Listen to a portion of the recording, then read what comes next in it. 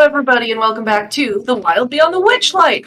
I am your whimsical DM, Victoria. I was really expecting somebody to get me in the last second before we went live, but it didn't happen. So we're here to play some D&D instead. Oh. Are we good? Ish. Okay. Who knows? No. Well, yeah, maybe we're good. We don't really know, but we're good. Anyway. Before we get into tonight's session, we've got some announcements and a recap for you. So, Kristy, if you could be so kind as to roll that clip.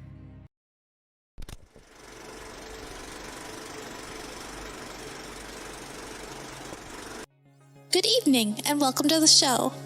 Now, here's a word from our sponsors. Little Dragon Core is a Canadian-based dice company that supplies all kinds of cool tabletop gear. I mean, look at all these pretty dicey boys. Head on over to littledragoncorp.com and enter the coupon code BONUS for 15% off your order. That's BONUS. Cardboard Castle Games is a brick-and-mortar game store local to Evans, Georgia. They have a wide selection of tabletop gaming and other cool games like Magic the Gathering, Pokemon cards, and even Yu-Gi-Oh! You can visit them in-store and let them know that we sent you, or you can go visit their website at cardboardcastlegames.com. Also, big thanks to Syrinscape for the amazing atmospheric sounds and music. You can add these sounds and more to your game when you download the Syrinscape desktop or mobile app. The app is free and comes with 20 sound sets that are included to get you started. You don't even need to register. Go to Syrinscape.com to find out more. Thanks as well to Adrian Von Ziegler for providing some additional music that we use here on Thursday nights. He's a talented composer with great content usage rights, so go check out his YouTube and Patreon and support him if you can. Please check out our other games. We stream almost every day here at Probo. We have games for several of the major published 5e modules as well as homebrew games, and some of our games feature systems other than 5e, like Star Wars, Power Rangers, and Alien. Come watch all of our VODs over on our YouTube. You can also follow us on Twitter and Facebook. Don't forget, you can also support the channel by following, by subscribing, remembering to click the bell notification so you never miss another live stream, using channel emotes, and if you're an Amazon Prime user, you get a free subscription to Twitch every month.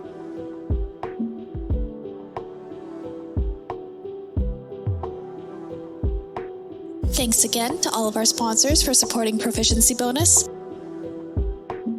And now, back to the show.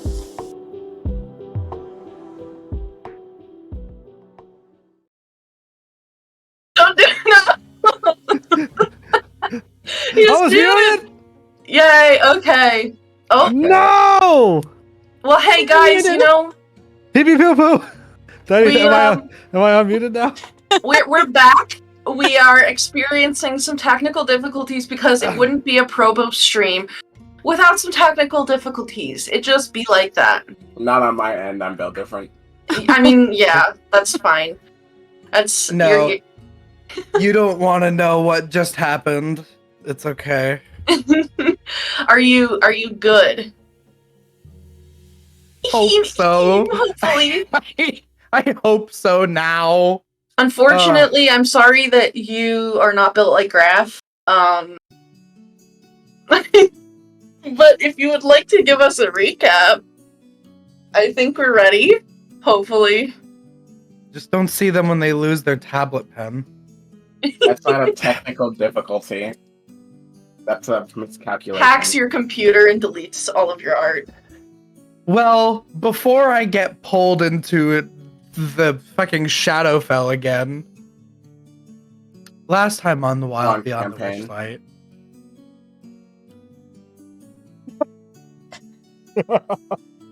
It's going perfect. It totally just messed up what I was going to say.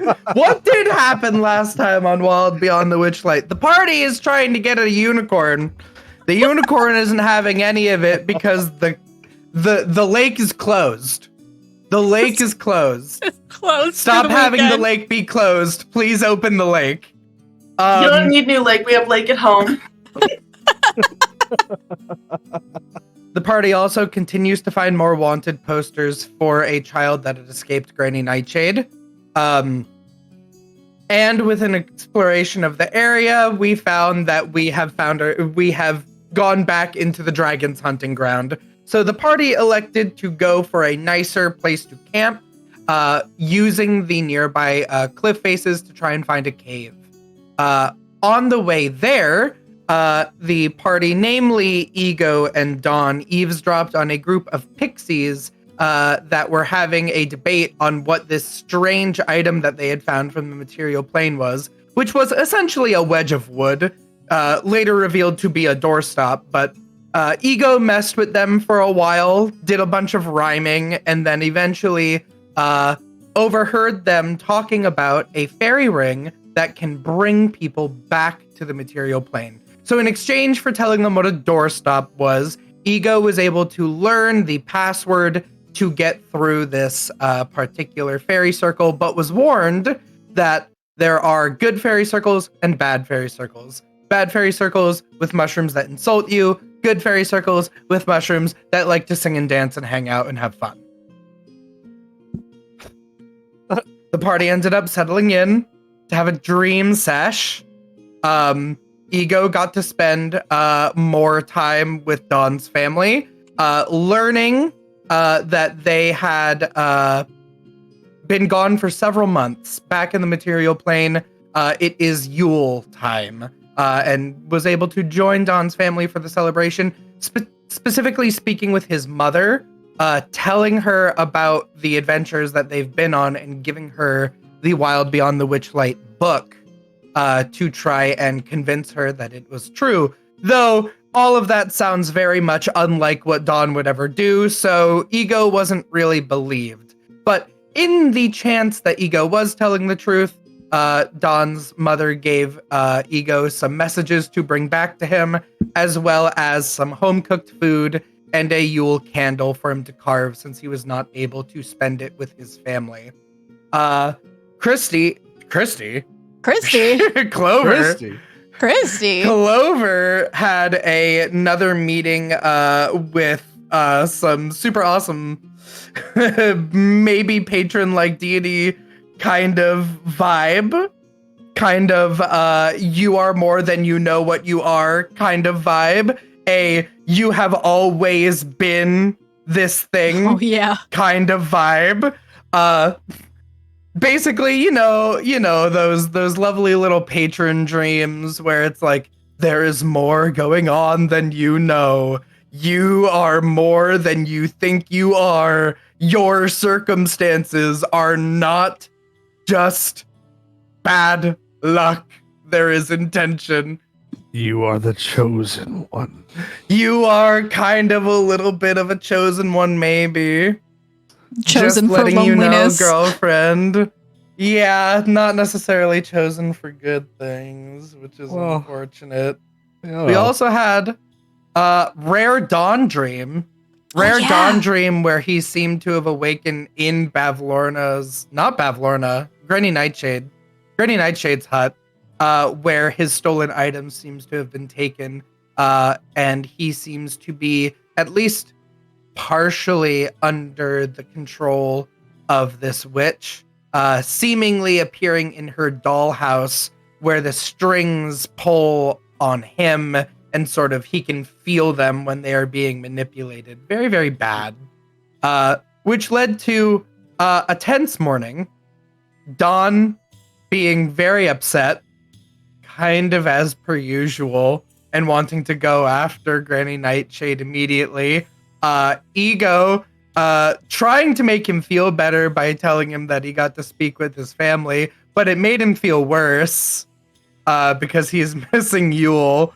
The party took the first sort of couple hours of the morning, though, with a little bit of illusory magic, with the help of some magically transported food. Had a very rough little Yule celebration in that cave. Don got a painting of his family from Clover. Ego copied some more spells, including another drawing of Don's family. And then eventually they set out, because they can't just wait around for things to happen.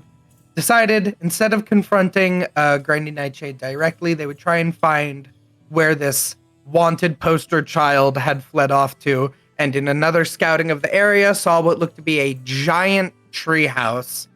And there was the general consensus that if one was fleeing from Granny Nightshade's place and they saw a giant treehouse, that might be where they would go. So the party makes their way north, abandoning the lake for now, as it seems that there is no way to get through to go on towards this treehouse. And we have to cross the river one more time. We don't know how we're going to do that, but we'll figure it out when we do. Oh, yeah. Yay! Yay. Nay. Well, Yay. hey, Kristy and Ink, you may take D6 Bardic Inspiration for your contributions to the stream. My internet right now, not well. Not well at all. Yikes. Uh-oh. Yeah. Or soup on your router. Okay. Yeah. I don't think that's a good idea. I think that might be a bad idea. Yeah. I think my stuff is good now. I fixed some cabling, knocked a whole bunch of other stuff down, but you can't see that on my camera. It's fine.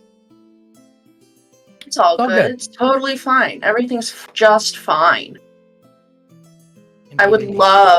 literally be so honored if Roll20 would like work, if my password manager would work. 1 second, I gotta log into this goddamn thing. Oh my god. Like I said, technical difficulties. That's just the name of the game here at Probo. Oh, I'm really Hey. vibing with all of the music tonight. Yeah. I'm glad.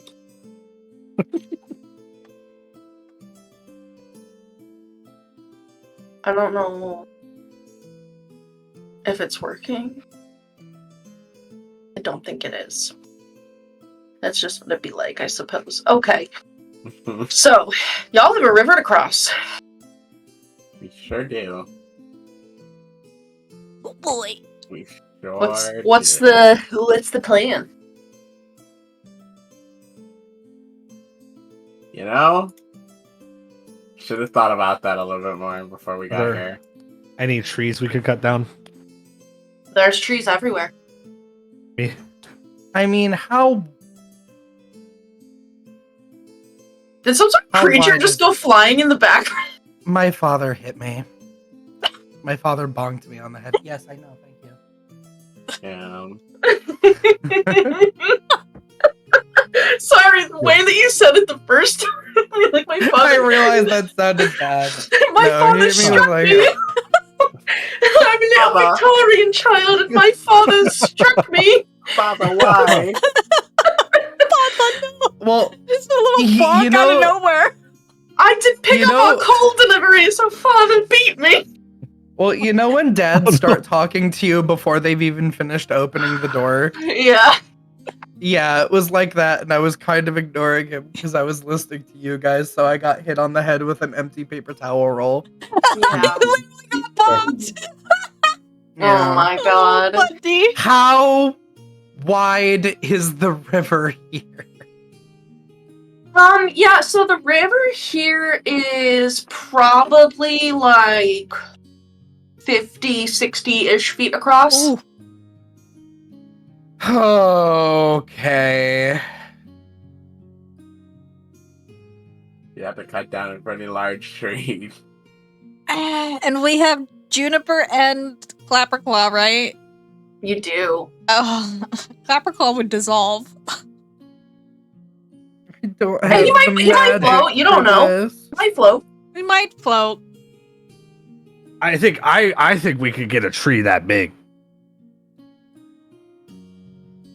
Cut down a tree that big, yeah, it would take a lot of time though, and cutting it down. Move a tree that big? and- Exactly. If we cut it down right, it'll fall over the river. Oh, I see. Oh boy. Oh dear. If there is a tree that big and long, directly next to the river for sure. But even if it's short, then we're kind of in trouble. Also, I don't know if the tree would like that. Oh, that's Normally, I wouldn't think twice about it, but based on where we are, we can't just cut down a random tree and use it as a bridge. true. Yeah, that's true. I forgot. It. Hmm. No. Ego. I can swim. I can swim. I can. The I last can- time you did that was not good. That was because I was trying to save the horse that wasn't a horse. Okay, well, swimming gets you across, but then what? I could carry one person. I could swim multiple times, back and forth. Oh my god. I You'd- can carry you'd be so one person at a tired. time. Nah, swimming's easy for me. I got touched on the forehead by that. Isn't the current Person. kind of rough? Yeah, I mean, yeah, it just drags you a little bit. It doesn't look as rough as it did where all of 3 of the rivers converged, Okay. but it like, you know, it's flowing. It's not rapids. Is it 60 feet across, like, consistently, or are there more narrow spaces if we were to, There like... are spots where are deviations of about 10 feet in either direction, Okay. but you're gonna, in this, like, general area, you're looking at about 60 Okay. on I average. I can fly across, but we have to get everybody... Yeah, I could carry Juniper. I'm pretty You sure can carry Juniper. Juniper. I could. I'm pretty sure Juniper can get itself across the river. Well, fine. I can carry you. I can carry anybody. I don't need your help. Are you sure? You're wearing a lot of armor. You might sink. I'll just walk across the bottom and hold my breath. These all sound like not the way that you cross a river.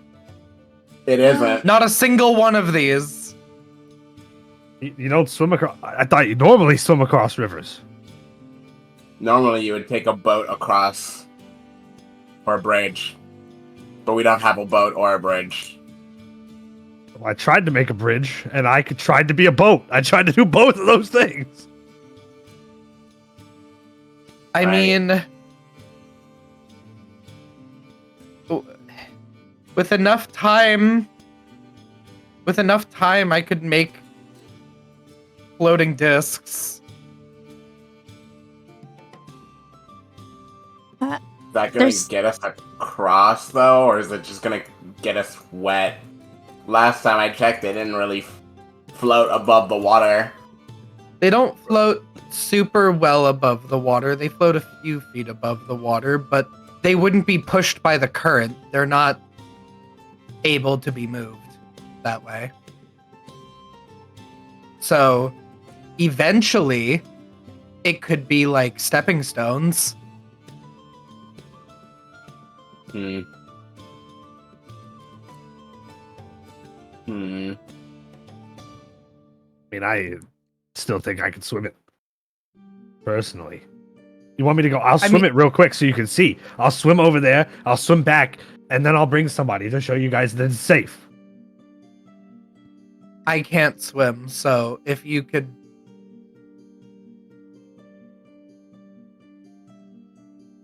Yeah. Yes. You could try. I swimming over there and back? Alright. I'm going. Okay, so you're gonna Wait. swim. I have a slightly smarter idea than you just doing that for no reason than to prove Yeah. you can. Yeah. Okay, alright. We can tie our ropes together, and we can tie one end here. We can put knots in them, and then you can take it across to the other side so that we can pull ourselves along a rope. Oh, well, you could like tightrope if you wanted to. Yes, or at the very least, sort of just pull ourselves through the water. Pull Alright. myself through the water. It's just Yeah. me. It's just about me. It is kind of just about. Well, I could really Clover carry Claw, you. That too. wouldn't be a problem. You're pretty light. Clapper Claw too. Yeah. Mhm. How much rope does everyone have between us all? Let me check. I don't know if I have any rope. 50? I I think I have 50. I have 0. Because I also don't have rope. I have 50 foot. I have 50 foot of rope. I'm 50 Okay, feet! between you two. Look at us. Okay, Nice. between you two, we could either tie it in knots, which would make it go back to 50 feet of rope, but knotted and easier to pull, or just a couple knots of them together to have 100-ish feet of rope across. I wish I could Just cast tie it- that Wait. spell I had before. I could make some kind of. We should look in the water first. I'll fly over it and see if I can. Like, is it clear water? Is it I wish you murky? had that spell too. Well, perception check. Okay, let's find out if D&D Beyond likes me tonight. Or if I need to pull out dice. I need to pull out dice. 6! I mean, yeah, the water looks pretty clear. At certain points, you can see to the bottom there are some rocks. Like some aquatic plants, but you don't notice anything that catches your eye as like dangerous or out of the ordinary. Looks safe. All right. I'll take the rope. I'll tie the rope. Is there somewhere on this side we can tie the rope to? Yeah, there are There's trees trees all everywhere. Yeah. Oh, okay, yeah. Ask the tree first. Tree, can we tie this rope around you so we don't drown? They did shibari on a tree. They did shibari on a tree. Oh, God man. damn. Yeah, so you can hear like the slight rustle of leaves in the wind and like little creaking of wood, Okay. but you don't hear anything else. I will wrap the rope and start tying it, and then I'll jewelry craft like little flowers, hopefully to like appease it. Okay, yeah. Roll like a general charisma check. Ooh, okay. Make a persuasion. Oh yeah. Oh yeah. That's a 15 plus 9. Oh wow, 24. okay, so that's a 24, nice. Yeah, you were able to conjure up a variety of like cute little flowers. And this is like a big oak tree, that is on like the bank here. And after you like tie the ropes around, you didn't notice it before, but there appear to be like, you know how sometimes a tree, if it loses a branch, it'll just have like a little stump coming out of it? And they're like usually very sturdy. It has like a couple little stumps Ooh. that are like growing out that like I the see. rope is basically in that little nook between Yeah. the trunk and the little stump, so that if the rope were to come off, like it would be held a bit longer by the little stump. Ooh. Yeah, do little like flowers around the rope to make it look pretty. Sure, Okay. yeah. Get to go, Aurum. A little acorn falls and bonks you on the head. Ooh, hell. I'll pick it up. It's just an acorn. Swimming as fast as I can. I gotta show Okay. off to these guys. Yeah, roll an athletics check just to see if you can fight the current. I know you have a swim speed, so you're not moving at half speed or anything. Athletics. 17. Hey. Yeah. You're doing pretty good. The current here is definitely not as strong as it was at the point where the three rivers converged. So this is like pretty easy. If the water weren't like 10 to 12 feet deep, you think people could probably walk across. The depth is what makes it a little tricky for your little, at least for the shorties of the team. Fair. But yeah, you're able to swim across no problem. And you can emerge on the other side of the bank. Your golden mane is absolutely soaked. I'll shake it like a dog. You know? Yeah, you can do that. Water splatters all over like the sandy bank and the trees on the other side. And I'll find a tree and ask, hey, is it okay if I tie this rope around you for my friends? A little bird, it like lands on a branch and it just is like singing. All right. Tie the rope. Roll a persuasion check. Hold on. Hold on a second. I gotta read my special abilities.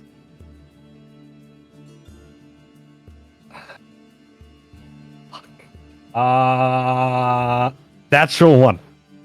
Oh my god. Okay. Okay, yeah. You finished tying the rope, and you hear like the wood kind of like groans and creaks. Thank you. The bird like screeches at you and flies away. What are you doing? Why are you yelling at me? There was no reason for that. But yeah, the rope is tied. You're good. Just come on over. I'll fly all of our stuff over, like I'll take trips while they're crossing so that their stuff doesn't get wet. Okay. What is the plan for Juniper? And I suppose question. Clapperclaw. Are you gonna leave them over there?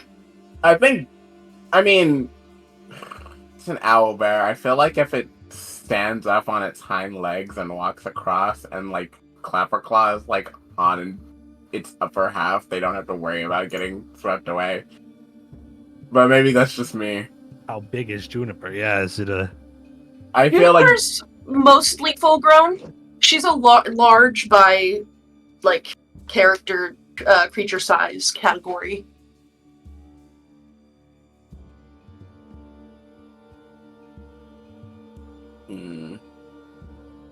Yeah, she might. I mean, she might be able to do it. She might need some convincing. I'll taunt her. I'll get her over here. Hold on. I'm gonna cast. Bro has speak with animals just so that he can aggress them. Bully out there. I'm casting speak with animals. I'm screaming across Rangers the river. versus druids. Hey, Juniper! I thought you were a predator. How you can't even cross a river? What are you doing? Her head like tilts to the side at an unnatural angle, and like you see her pupils get really small. She starts making like a bunch of like squawking and hooting, growling noises at the rest of you. For Aurum, she would look at you and say, "Predator? Yes, predator. Eat fish. Then cross the river. Cross. Prey? Across? You can get prey on the way across if you see them in the water. Hill. Prey Kill- in river? Kill prey in river. Not prey. Not prey. Small flying thing. Prey? She's like No. looking it up. No. Bad. Not prey. Clunky, commander, new master, not prey. Not prey. I'm looking at Dawn when she says that. Big head. Wide, big, flat head. Prey? He's Not looking at you. prey. Not prey. Not prey. Do you want to know their names so you don't have to say a whole bunch of things when you reference them? Names? Yeah. Like your Juniper. Not I'm owlbear? Not predator? Have names? Yeah, you have names. Yeah. You're Juniper. We call you Juniper all the time. You respond to it. That's your name. Ooh. Who? My name's Aurum, not Prey. Aurum. Aurum, not prey. Aurum, not Prey. And the person you keep calling your new master, that's Dawn, not Prey. Master, Dawn. Not prey. Also, what? Dot is kind of like, wait, why are we trying to entice it when I could just walk across and then order it to follow? Because it has its own feelings. And the one with the The flat, big head. That's what you said. That's ego, Ego, not prey. not prey. And then the flying one is Clover, Smells delicious. not prey. Not prey. Clover. Not prey? Not prey. Why are you so biteable? Clover is actually the biggest predator of us all. Small furry thing, prey. I've seen her kill more than any of us. Small furry thing. Little prey. And is looking She's at poisonous. just looking at the Luna. She's No, poisonous, She- like a snake. If you That's- bite it, you will die. That's not prey. That's not prey. Poisonous. Smaller, weaker Poisonous. is prey. No. Poison. Poison? Poison. Poison. Like snake. Like a snake. Snake. You probably Poison? eat snakes. Snake's prey. Snakes are probably prey for you. It is an owlbear. Yeah. Just swim over here, eat fish on the way, get on this side. Come on. Ooh. And she kind of like she's looking at you with those like little like pinprick pupils that like she's like getting a little agitated, but she will go into the water. She kind of like looks back at Dawn and like hoots at him and starts like slowly walking into the water to see if like he yells at her to not do that or something. Yeah, Don will probably say whatever is the equivalent of, like, go over there and sit, you know? Yeah, you try a couple things and eventually like the elven phrase for like let your body be one with the currents Right. and rejoin our companion. It's like some very flowery thing. That is eventually the one that like works, and she will start swimming across. She's a pretty good swimmer because she's like part bear, and bears are like pretty good in the water. She probably diverges for maybe like 30 minutes to an hour and kind of like goes down the river on her own, and you see she like gets up on a rock that's in the middle of the river and just starts like catching like fish, like grizzly bear style. Mm-hmm. If Clapperclaw's on her back, he's having a great time. He's like, yeah! We're catching fish! I think that handles them. Yeah, She'll that come handles she'll come when I call her. Now, where did that bird go? Alright, I'm coming over now. He's just gonna, like, do the deep, big breath so his cheeks are all big and just walk into the water. Okay. He's crazy. He's crazy. He's gonna die. Clover, he's gonna Okay. die. Yeah, so, it's about 60 feet across, and you don't have swim speed, right? Nope. So I Okay. move like 15 feet. Yeah, so you're moving at half speed. Are you holding onto the rope? I'll put a hand on it, but I don't think he's seriously holding on to it. I don't think he thinks he needs to. Okay. Yeah, roll me an athletics check. You got it.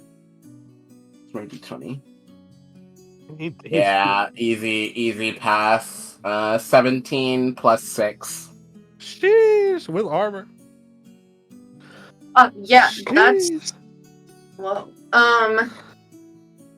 Where are the rules on swimming and, like, holding your breath? I believe you God. can hold your breath for It's like a up number to- of minutes. Yeah. Yeah, you'll be fine. I think it's like a number of minutes equal to your con modifier. Yeah, number of equal minutes equal to 1 plus its con modifier, so... You're fine, yeah. Yeah, it's easy enough for you to make your way across. You probably have to do a little bit of that, like, you know when you're in the pool and you, like, jump Mhm. under the water, just to be able to, like, keep a hold on the rope, because the rope is suspended slightly above the water, and it's about 10 to 12 feet deep. But it's easy enough. The water is moving pretty slow at this point, and you're able to get across just fine. Yeah, he just comes out of the water on the other side. And just Oh, you like made it. lets out a sigh, like shakes his head out and says, I wasn't really too worried. I was, but I'm impressed. There's water just like pouring out of your armor. Yep. I'll have Ego use their little cleaning spell when they get across. Their little cleaning spell. Wow. Yeah, don't want looks it to like rust. everyone's. It looks like everyone's pretty much over there. Well, no, I'm on your side because I've been taking things back and forth. Right. I mean, but you fly, so you're Yeah, but- practically over there. I'll spot you. Ego being like, if I get swept away by this current, what are you gonna do, Clover? What are you gonna do? What are you gonna do? Okay. Do you want me to be in the water to help? Okay. Yeah. All right. I'll get in the water. Okay, are you holding the rope? Ego's holding the rope. Is Aurum holding the rope? I'll hold it. Well, Yeah, I'm now on the other side. Never mind. Like in the water, are you using the using rope it. to like are you no. okay? I'm letting I'm Ego do going. it because Ego needs to fight the fear, but I'm like there. You're If his Ego starts to spotter. get swept away, I'll hook and swim. Literally like with babies in a pool. No. You got this. You can do it. I'm right Yeah. here. Like the people that take the baby and just like throw it. Yeet. I am a possessor of many dark magics. I am a possessor of many dark magics. I am intensely powerful. I am the harbinger of sorrow as I pull myself along. Yeah. Roll me an athletics check. I should have mentioned this when Dawn went over, but it didn't really matter for Dawn because he rolled super well. Because you have the rope, it's at advantage. -2. Mm-hmm.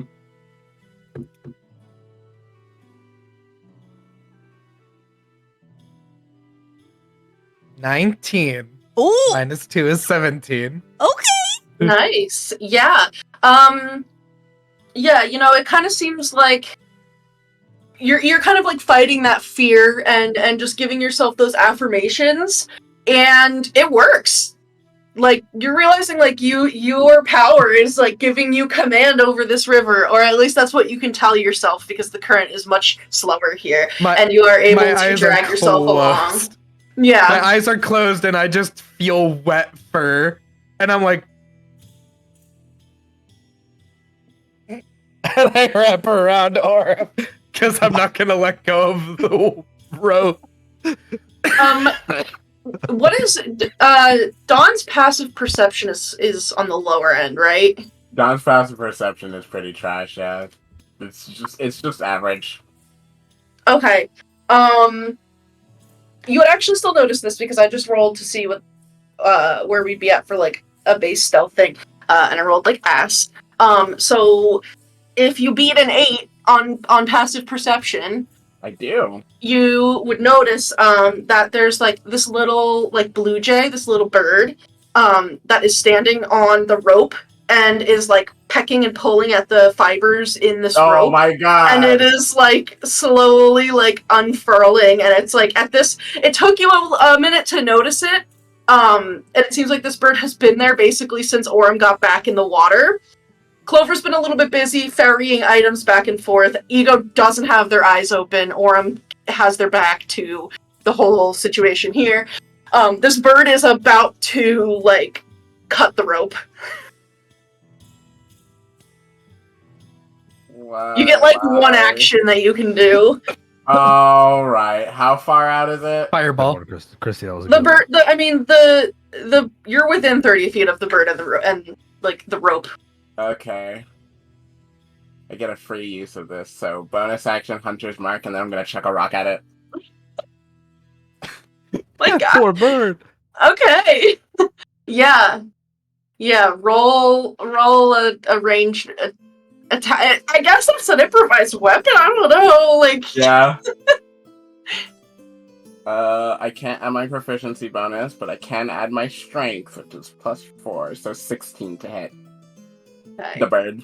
Yeah, I think that's gonna hit. Let me just like find a bird. What is a bird stat block? Blue Jay stat block. You have like owl, raven. Yeah, its AC is like 11. Okay, yeah, so I don't remember if you add your strength to the damage of attacks you're not proficient in. The improvised attack stuff is always wonky. To damage, yeah. The damage, would. that's not to hit? Okay. Yeah. Then the total damage I would have done to this bird is 14. Because I rolled a 6 on the Hunter's Mark attack. Yeah. Bird. Yeah, it says 1d4 damage is the... Yeah, so I rolled a d4 for the rock, +4 for my strength, +6 for Hunter's Mark. Yeah, I don't think you technically add the strength, but it doesn't really matter because you obliterate this bird. Like, it just explodes. The rock hits it, and there's just a cloud of feathers there. It is gone from this mortal coil, or I guess this immortal coil, and you just hear like a squawk, and then it's gone. He fastballs it too. Yeah, no, it's fully gone. Yep.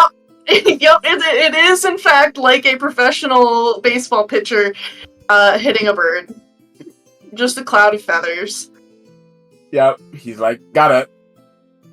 Can you guys hurry up before anything else happens? You're doing so good, Ego. Come on, you're almost there. I'm not a rope. Ego, I'm not the rope. Are you done? Are you done crossing? Done. Okay. All right. All right. We're going to shore. All right, roll me an athletics check. My metal claw-like jewelry just digging into your back. I still don't like water. 23. Yeah, you're fine. Even holding somebody else, which technically does put you at half speed, you're a very strong swimmer, and you, especially now that you have swim speed, and you're able to get across with Ego gripping you for her life. Yeah. But yeah. You're across. It'll take, like I said, like maybe 30, 45 minutes before Juniper swims the rest of the way back over. And she lets out the big, like, wet dog shake and dries out, like, her feathers and gets everybody and all of your things, like, absolutely soaking wet. And yes, she is quite, like, fluffy afterwards. I'm doing the same. I'm doing it with her. But yeah, she, like, you know when birds will, like, puff out their feathers, like, around their head? She, like, does that and is, like, looking at you after you, like, if you shake and she's near. She's, like, not happy. I can't puff up like that.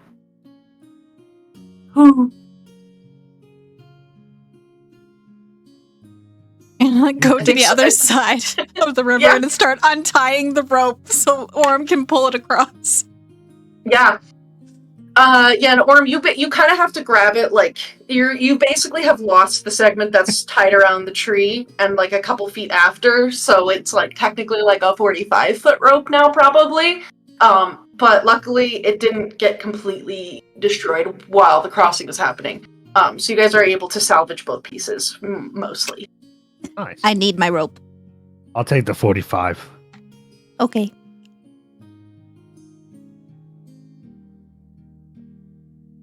I don't like crossing rivers. But yeah, you guys You are did such across. a good job. Yeah, you did did all right. good. Could have gone worse. You could have gotten swept away. That's And then true. we would find you floating face down at the bottom of the river. I wouldn't have let that happen. Things can always be worse. More blue and bloated.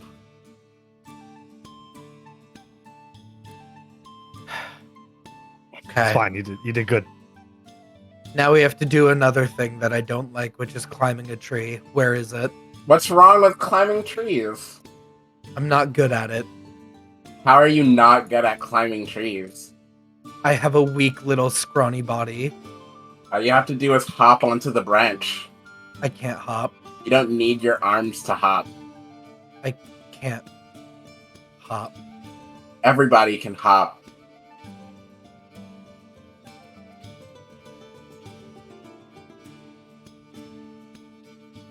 I do that with my hands at my side. Right. Can we see the tree from where we're at? Like, 'cause it's a big boy, right? Yeah, now that you're like on this side, it's from the ground. It's a little bit tricky because you're kind of just like looking up at branches. But you do know it's pretty close to the riverbank from like what you saw. Guess when we you were just start crossing. thinking of like the treehouse memories again, just to like confirm we're going in the right direction. Yeah. Yeah. And you are able to think about your treehouse memories, and soon enough, you approach. Let's see. Up ahead, a small group of children frolics around a leafy oak tree. Their gleeful yelps carrying through the forest. Painted swings dangle from the tree's branches, and nestled in its crown is a ramshackle treehouse. And you can see this little group in like a glade, sort of like a little clearing. And they're just running around and playing. Are you guys trying to approach unnoticed? Are we? I mean, if children catch us sneaking up on them, that's going to look very bad. Yeah. Yeah, I It don't might think not I be would There are friendly. children here, though. Here's a question. What does the description say of the boy that we're looking for? Did she even write his description? Is there a There picture was of a him? draw. There's a picture of him on. Hold on, where did I put it? It's in here somewhere.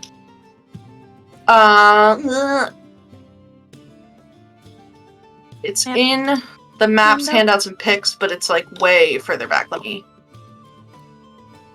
Oh, I think I found it. Yeah.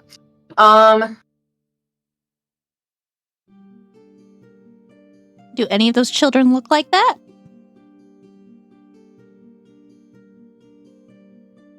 Let me. Oh. What did I do?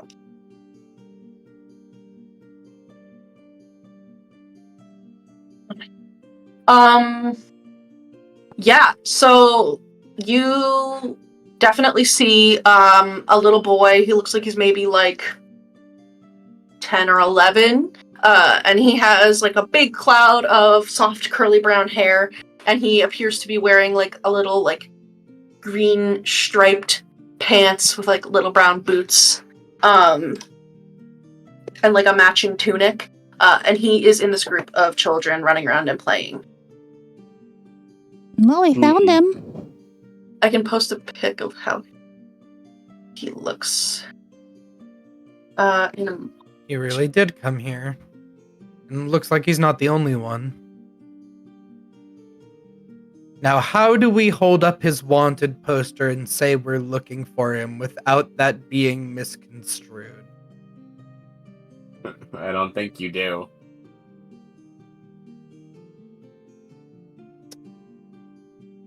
I don't know how to talk to children. Me neither. I could do it. I talk to children all the time. I don't think you should.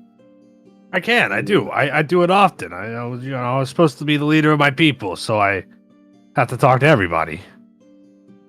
You are also a lion with antlers. Yeah. I could talk to him. The only children I know how to talk to are my younger siblings. Clover, you're really good at talking to people. Maybe you should do it. Yeah, I can Yeah. go. I say, children like animals. And you have a cat. I do. Lead with the cat. Okay. Ooh, that's a Send good the idea. Send the cat towards them, and then when they start petting your cat, fly up and be like, "Oh, you found my cat. Hello, children. Can I converse with you? I have a nice cat." Maybe don't say it like I that. don't- Don't say like hello, children. They might think that's a little weird. Well, they are children. What are you supposed to say? Mentally, guys. My mother said when. Well, they're not all guys. Like a group of people, guys, not gender identity guys. Speaking Children of cats, is a group of little people. Speaking of cats, you can see that there's a kitten running around with the children. They're arguing. Wait. I'm just bolting towards the kitten with Luna. Wait. Is it a regular kitten or is it It has is it 6 a regular legs. kitten? It's the cub. I'm running towards it. Oh shit! And I send Luna to Will. I send Luna to go land on Will's shoulder, and I'm going straight for that displacer God, kitten. this is like I this just is put like a where pic of it all in lost. Maps handouts pics. This is gonna be like a Peter Pan thing. It's This is so like cute. It's 100% a Peter This Pan is- thing. this is like the Lost Boys. Yeah. It's Yeah, such I was- a so- cute yeah. cat.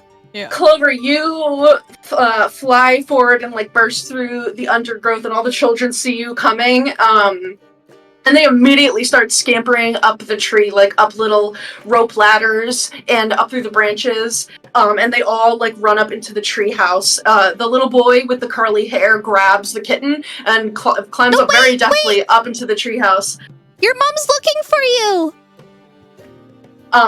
And that little boy, after he's in the tree house, peeks out of a window and looks down at you and says, "Stand down and face merry hell."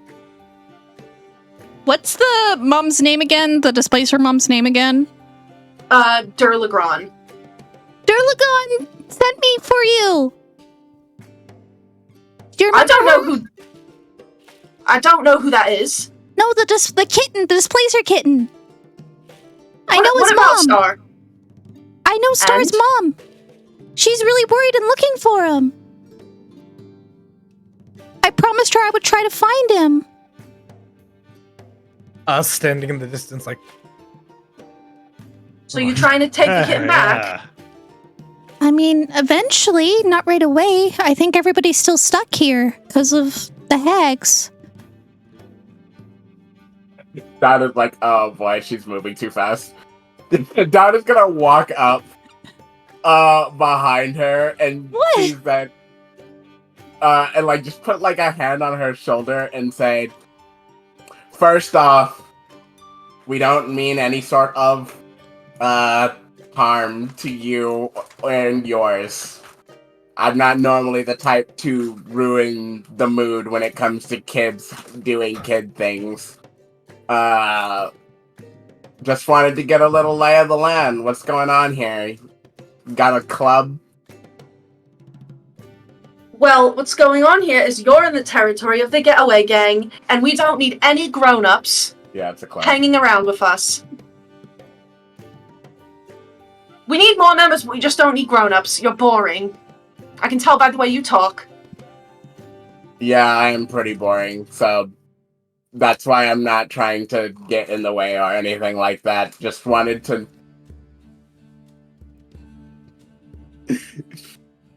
He puts his head in his hands. He's like, I fucking hate kids. As for lay of the land, this is the land you can lay on it, just not around here, because this is our hangout. Right. Right. Can I ask where you found Star?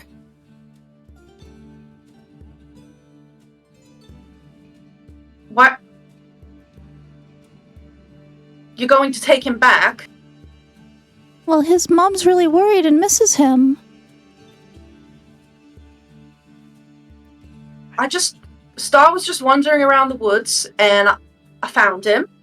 And he's part of the Getaway Gang now. And he's not leaving. the Getaway Gang. Oh God. So you've been Peter taking care Pan. of him? Yeah, see? And you see him, he vanishes from, like, the window for a second and comes back up and is holding this, like... It's like a... I mean, he's like a small creature technically, but he's, like, on the bigger end of what a small creature is and holds up this, like, Oh, little, like, kitten. And, it's, like, 6 legs are just kind of, like, batting around.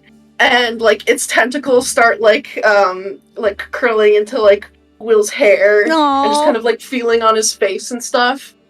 And he's just like, meow, meow. And he looks happy, and then Okay, that's he will good. go out of sight. Well, thank you for taking care of him. Truly, we've been really worried about him. You're thanking me for taking care of him? I am. How are you gonna repay this big favor that we've done for you? Then? Well, we have plans to get rid of the hags. Wouldn't that be nice? You see his eyebrows raise, and he like turns back and is muttering things to the other children that ran up there with him. You say you're going after Granny Nightshade? And her sisters. We think she's the one that took Star initially.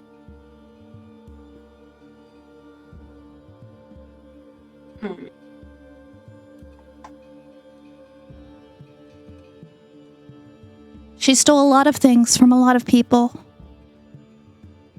They all Well, did. You can stay and talk for a bit because I said so. And we'll come down because I said so. Only because you owe us a favor.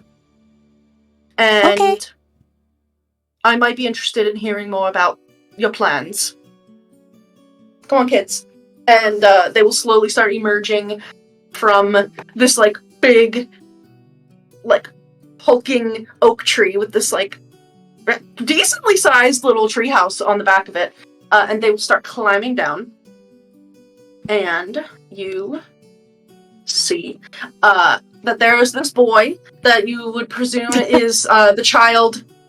Oh my god, the cat in the back. That's basically what the Displacer Beast kitten is doing. Wow, I have the Displacer Beast kitten. That's crazy. We do have those like cat toys as one of those trinkets. Yeah, well, so the other thing too, I don't know if you got it or if Dove got it, but one of you would have gotten, there was like the little mirror ball toy back when you were at Durlagrand's Lost and Found hut, and like there was a little boy who took it out and she got really mad about it.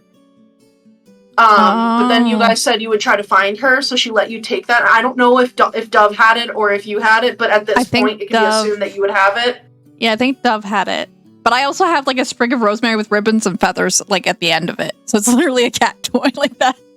Yeah. But so this like spindly 11-year-old boy with the curly hair will quickly climb down a rope ladder. You also see that there is a dwarf boy who appears to be also like kind of 10 or 11, and he's got that little dirt stash on his like face, and he's like for a child he's already like fully dwarf size, like he's built, but he just doesn't have that beard, so it's like a little weird seeing this like cherubic face on like an otherwise like very stout dwarf body, just like little hairs, like one is probably really long coming out of his chin. And then you see there is a wood elf girl who looks like she's also around that same age, and she's just kind of like eyeing you up and down, Clover. She's got this like bright ginger hair that's kind of like a messy pixie cut all around. And then last you would see that there is an orc girl, full-blooded, and she has pretty impressive tusks that are already growing out from under her lip.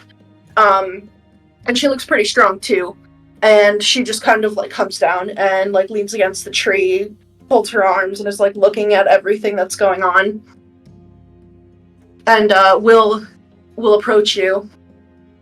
Name's Will. Nice to meet you. I'm Clover. Clover. Who's this one?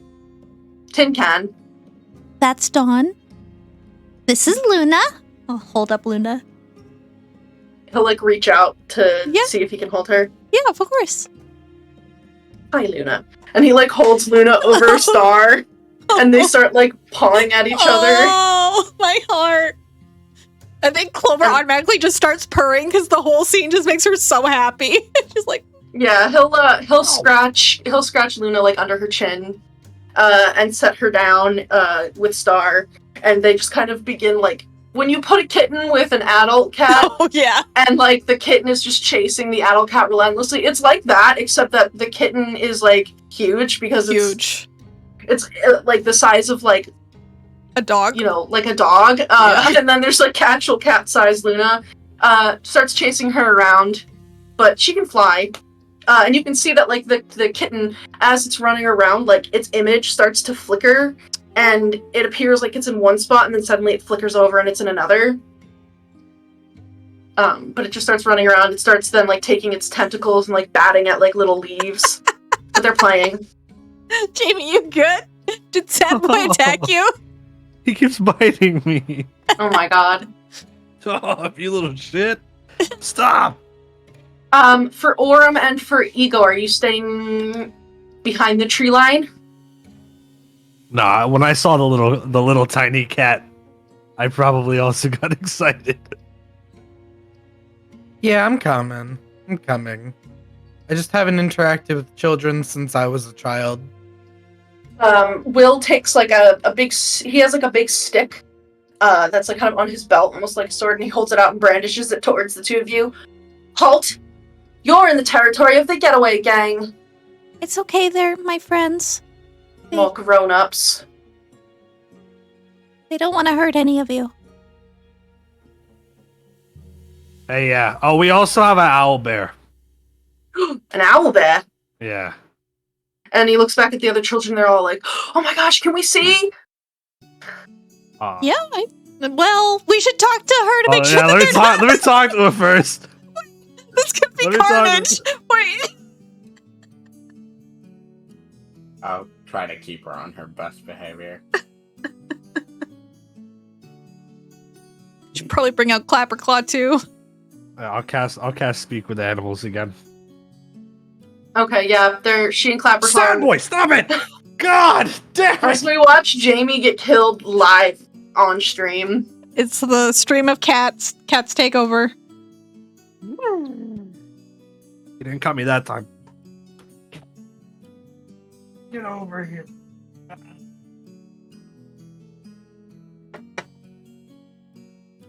All right. Let's do his toy. He's good for a second.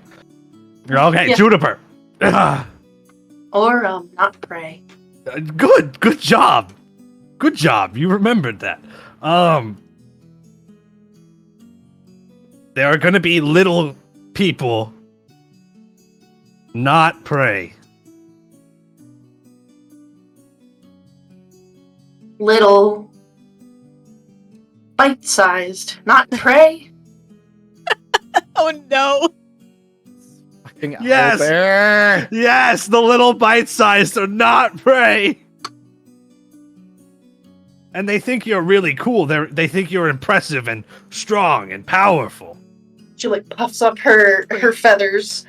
Yeah. And, like, sits very proudly. They're excited to see you. They think you're awesome. Apex hunter. Apex hunter indeed. All predator, no prey. All predator, no prey.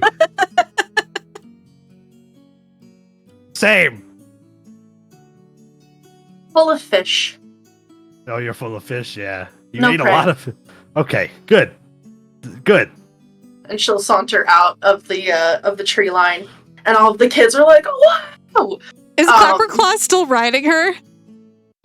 Clapperclaw would have hopped down. Oh, okay. I think he's probably like staying behind the tree line and is just kind of like looking out. Oh, It's hard to read him because he just has a skull for a head. Buddy. that would have been a really cool entrance if he was riding Juniper, though.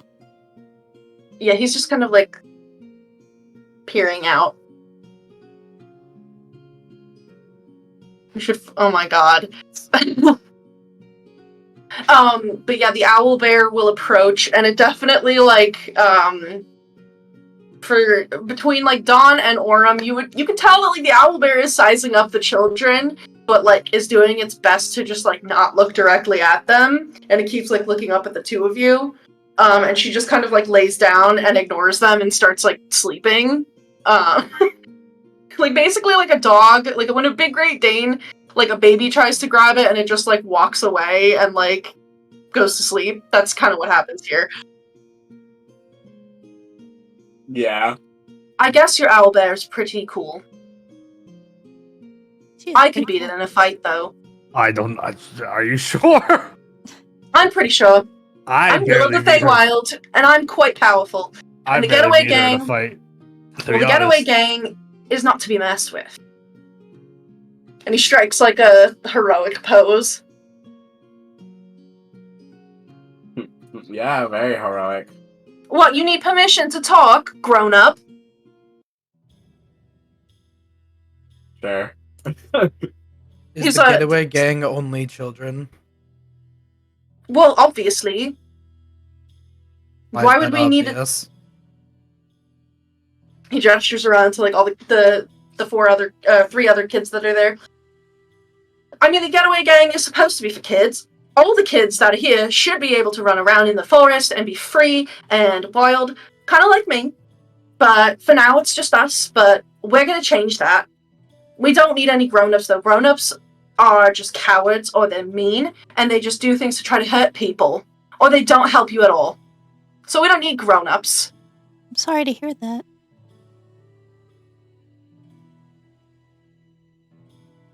How are you going to make all of the Getaway Gang free? I've got the perfect plan. He takes his like big long stick that he has, and he starts drawing in the dirt all around here. And he sketches like a rough map of what appears to be this like big fallen tree. Mm. Right. So it's got like 3 parts to it. So first, Bobby and Sloane and Xenor and Star, and he gestures, Bobby is the dwarf, Sloane is the wood elf, Xenor is the orc, Star is obviously the kitten. They're gonna go through the woods. They're gonna be real sneaky, kind of like west-ish here of the tree, and they're gonna hide. But they're gonna be just out of sight, because there's some screaming scarecrows there. And while they're doing that, I'm gonna go around this other side, east side of the tree here, and sneak around to the kitchen entrance. Alright? Then, haven't thought this part out, but we're gonna get a distraction together. We're gonna somehow get somebody to the goblin market that's there, and, just maybe, like, buy some of their sweets, or, maybe try to, like, see if they can meet the hag, because the goblins are good for that. You know, they'll help you set up a meeting with her. So we're gonna figure that part out. Haven't fully gotten there yet. Gonna get a distraction, and then whenever we can get somebody to meet with Grandy Nightshade, all the other kids are gonna alert these scarecrows. All right. Because then there's also these like tin soldiers that she's got walking around. And if they hear the scarecrow screaming, they'll go running there. And then, while everybody is freaking out and distracted because the scarecrows are screaming and the tin soldiers are on their way over there, we're gonna get all the other kids out of the workshop. I'm gonna try to go. There's like a little textile mill, and maybe I'll get some of the kids that are there. I'm gonna have to be real quick because there's kids in the workshop and in the textile mill. But then we'll all be free, and then we're all gonna come back here to Little Oak, and the Getaway Gang will be stronger than ever. I thought that up just now. You're a good leader. It's very apparent. How many? What do you mean? How many kids Well- are they held prisoner? Like, she's not letting them leave? Well, yeah. I mean, the kids are how she gets everything done. The kids are all there. And How many are there? He counts on his fingers.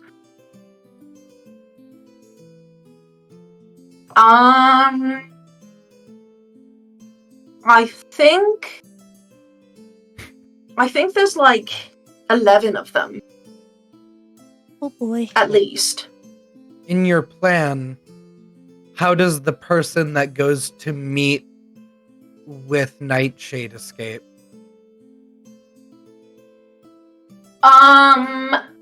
Maybe they can get her to go to the screaming scarecrows, and while she's on her way there, they could leave. Maybe they could go. They might be able to get some of the kids free. What if all of the tin soldiers don't go and investigate the scarecrows? What if some stay to watch the kids, like in the workshop? I mean, that probably, I feel like that probably won't happen because they're not really, like, smart. I mean, they're just, like, made of metal. What if there's more kids that you don't know about?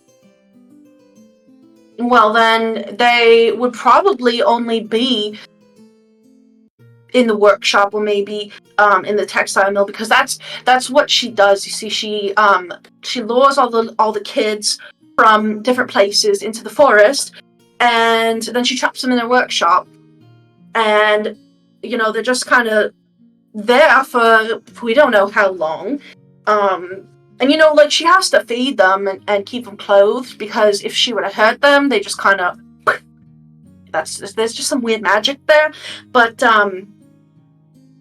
yeah, nobody can like hurt the kids, but she can hurt them in other ways without hitting them. What if she follows you all here? Then we'll fight her. Little Oak's really strong, and so am I.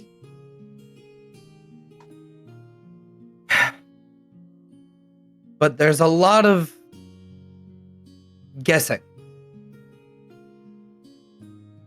and hoping and Well, maybes.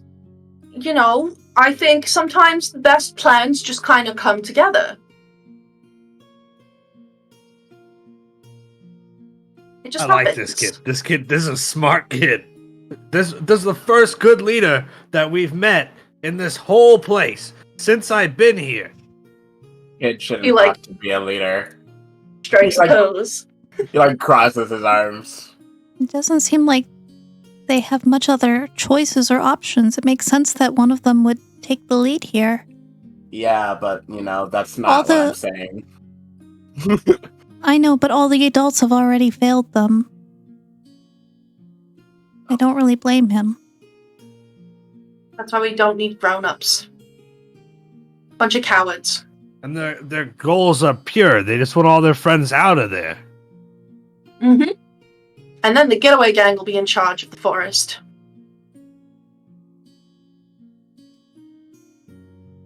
Have you met...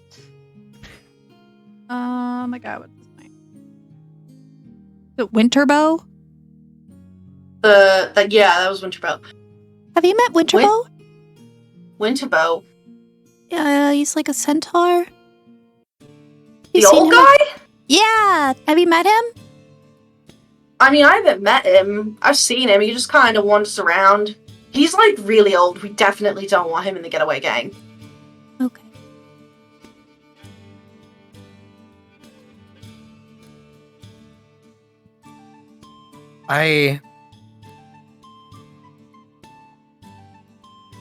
You have I like your plan. But if you really want everybody out, that sounds like you're asking a lot of your friends to make a lot of risks. Someone could mess up. Someone could get caught. And then someone could get hurt. The, Sloane, the ginger-haired, wood elf girl, she steps up and says, well, we might look like children, but we've been here a long time, and a lot of us are smarter than we look. I have no doubt that you are smarter than you look. Are you smarter than a witch? I mean, we all managed to get out. So yeah. That's true. Are you stronger? What do you mean? Do you have magic? She has magic. She has soldiers. Well, yeah, but here's the thing about her little soldiers. I mean, those tin soldiers will defend stuff, but, like, if there's any sort of a distraction or some kind of commotion, they just go there. Like, they're really easy to just, like, mess around with. Because they don't think, they're just supposed to protect everything. That's good to know. Honestly, the thing that's more of a problem is the weird oily guys that follow all the kids around. The Weird what? oily. Yeah, there's these, like, gross oily things, and they're small, and they're, like, little shy things, but a lot of them, like, follow the kids around. It might be like the frogs. They're definitely not frogs. No, but like the frog. One of the other witches we dealt with before had frogs that followed people around. Might be like the frogs. Like they're minions? Minions. What if we don't want to join your gang, but what if we had an alliance with our gang and your gang? Your gang. Will speaks up. Yeah, and while we could do all the distracting and dealing with the witch, you guys could just focus on getting your friends out. All of the danger's on us, and you just gotta get your friends out. What's your gang called? Oh no. The Witchlight. Warriors. I don't know. That was Kristy, not Clover. That is definitely what someone would suggest in this moment because it's alliterative. It's alliterative. I was gonna say the Witchlight Wilders. Witchlight Wild. Witchlight Wilders. That's cool. Sure, we could do that. We could do the Witchlight Wilders. Alliteration for the win. The Witchlight Wilders. Yeah. It's not as cool as the Getaway Gang. But you want an alliance? Yeah. Alright. I think that'd be good. I don't know. Do you guys have any objections? No objections here. So we're still okay with children sneaking into the witch's hut and possibly having to fight her soldiers? You can't No. really stop them. Yeah, they're not gonna stop. But if we make more I distractions, can stop them. the soldiers will come after us, not them, if we're making more distractions. And we're good at distractions, I think. Well, I'd want to know how well they fight. If they Yeah. had to. Well, have one of them fight me. Challenge one to an arm wrestling competition and see if they're as strong as they say they are. Oh, yeah, you can do Well- that too. Well, Will, are you the strongest? Obviously, I'm the oldest and I'm in charge. How do you fight? With this, and he holds out his big long stick. It's an Mhm. impressive I draw my rapier. Oh my god.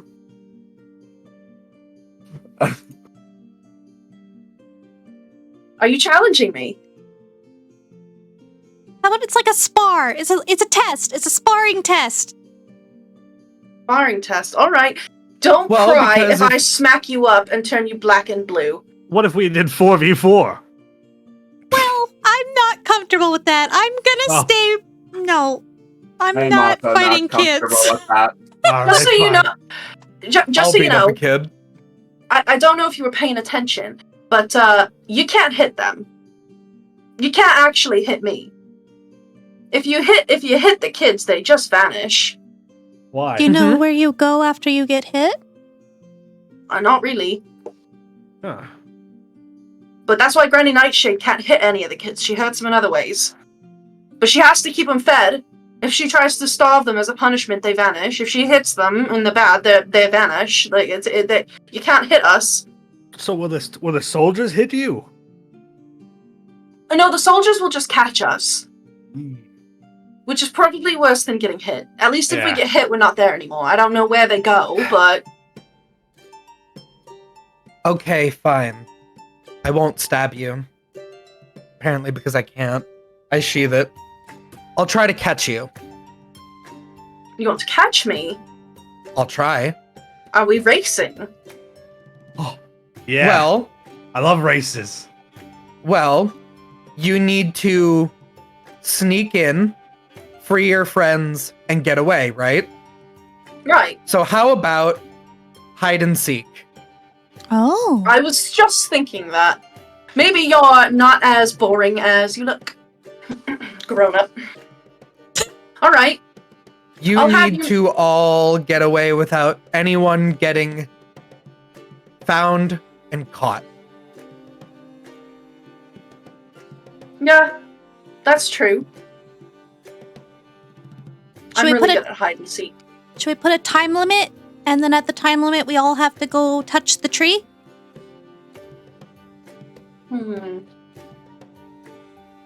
If you count to 38 and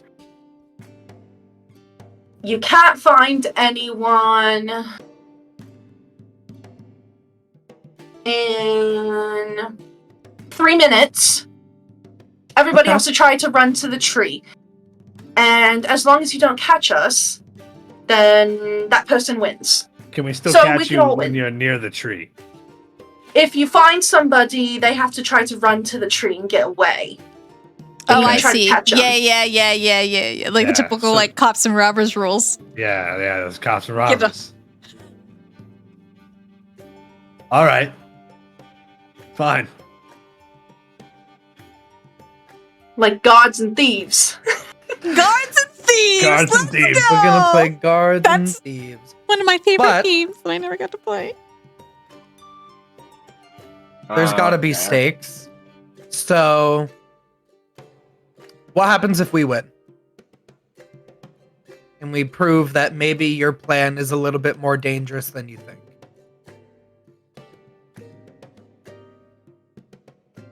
Well, if you win, and you won't, but if you win,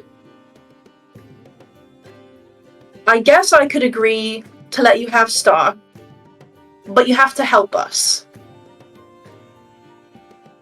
I think that's fair. And if you help And if- us, I don't know, what do you want? Adults like money, right? You want money? We can find money. Mm, What would you want for helping us? we are looking for something, a couple somethings. Oh, really? Mm-hmm. Something that was taken from my friend, Don. Hmm. And also, what do we need from this one, Clover? A what of the past? Oh, Yeah. well, I know what those are. Well, we kind of have a guess of Key what to they the are. past. Yeah, key to the past, right? Shard of Yeah, the wind-up key that's in Granny Nightshade's back Ew. is what you think That's- it is. What we think it is. That's what we think we need. Well, good luck. It's just a big old key coming out of the back. You know, if she's in a good mood, it'll spin really fast. But if she gets upset, it'll slow down. And if she's really mad, it'll come to a dead stop.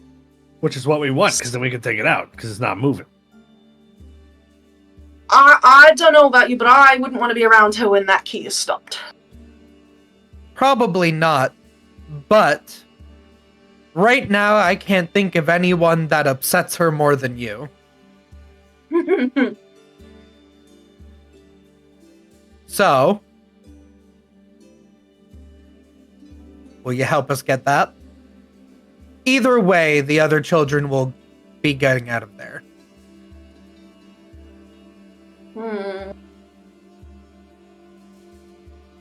You said you're looking for something that's lost. Was taken? Yep. A lot of things were taken.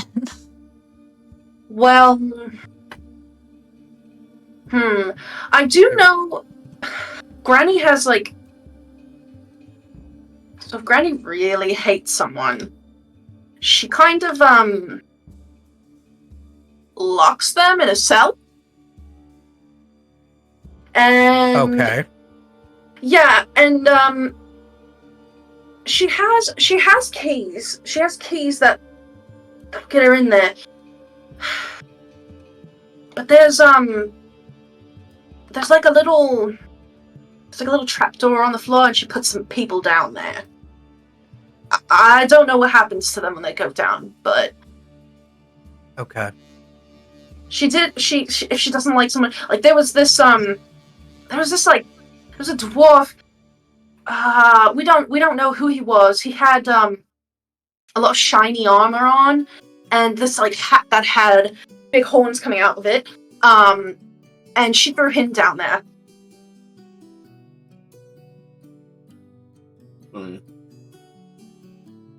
Maybe if she took something, it's down there. Maybe. That dwarf also sounds helpful if he's still around. I mean, if he got caught, he's obviously boring, and none of that shiny armor, that pointy hat helped him. Right. Well, I like the terms. If you're willing to agree to try and help us get what we need in there. Just you. You don't need to make your friends risk themselves. So Bobby and Sloan and Zenor and Star can stay here. Well, I was hoping after we freeze Ibilna and make the hags go away, it's going to take us some time because there's 3 of them. But if we can make them go away, maybe Star can go home. So he'll stay with you until it's safe to leave. If you beat us in hide and seek, then I guess you can take him home to his mom. But he can stay with you until it's safe, though, right? Yeah, Little Oak loves Star. That's good. Alright. How many kids do we have to find? Well, Just you, or is it you and all your friends? there's 4 of us and there's Star. Star's a member of the Getaway Gang, even if you're going to take him away from us to be with his mum. Okay. Alright. So, you all have to count to 38, and then after 3 minutes, everyone runs to Little Oak. Little Oak, can you count? And you see this like happy little face emerges like from the tree, and these like eyes open up, and the tree just like nods. You ready? You said there was an orc girl, right? Yeah. Okay. I think I'm gonna use a spell slot to cast Hunter's Mark on her. All right. Hunter's Mark works. Yep. And say I'm ready. Yeah, like a little dandelion like springs up on her head.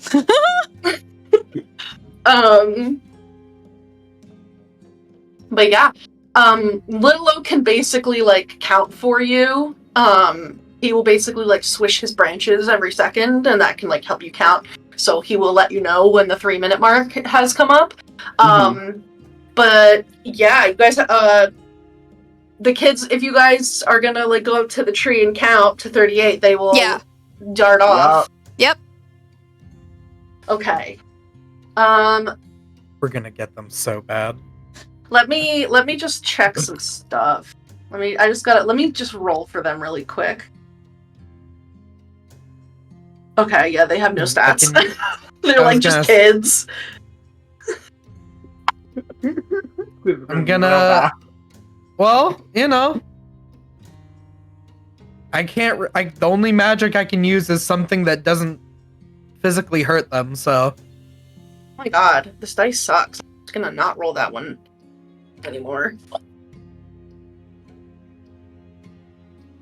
Okay.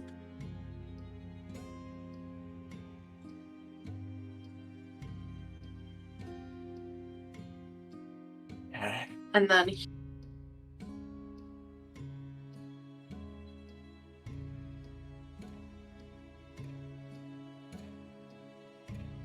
oh my god, that went on a journey. Okay. So. Let me change this. If this works out, I'm gonna feel so cool.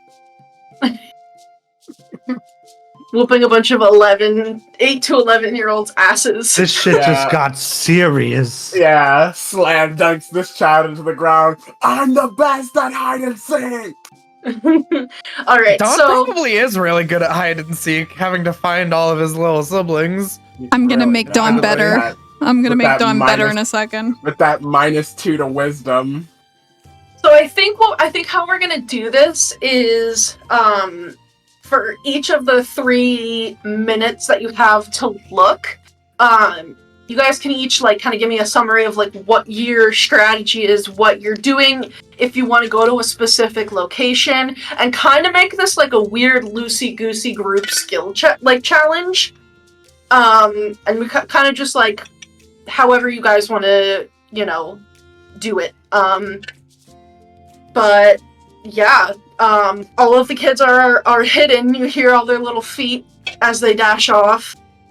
And then you get to the count of 38. And if you just each want to go either like one by one, or if you each want to do like one little thing and then we just kind of bounce back and forth, just give it to me. I have 2 things because she's so focused on getting this kitten that she's like, I'm going to use all the stops. The kids have to know that the hag is going to use all the stops. I'm immediately casting invisibility on Dawn. Oh, shit.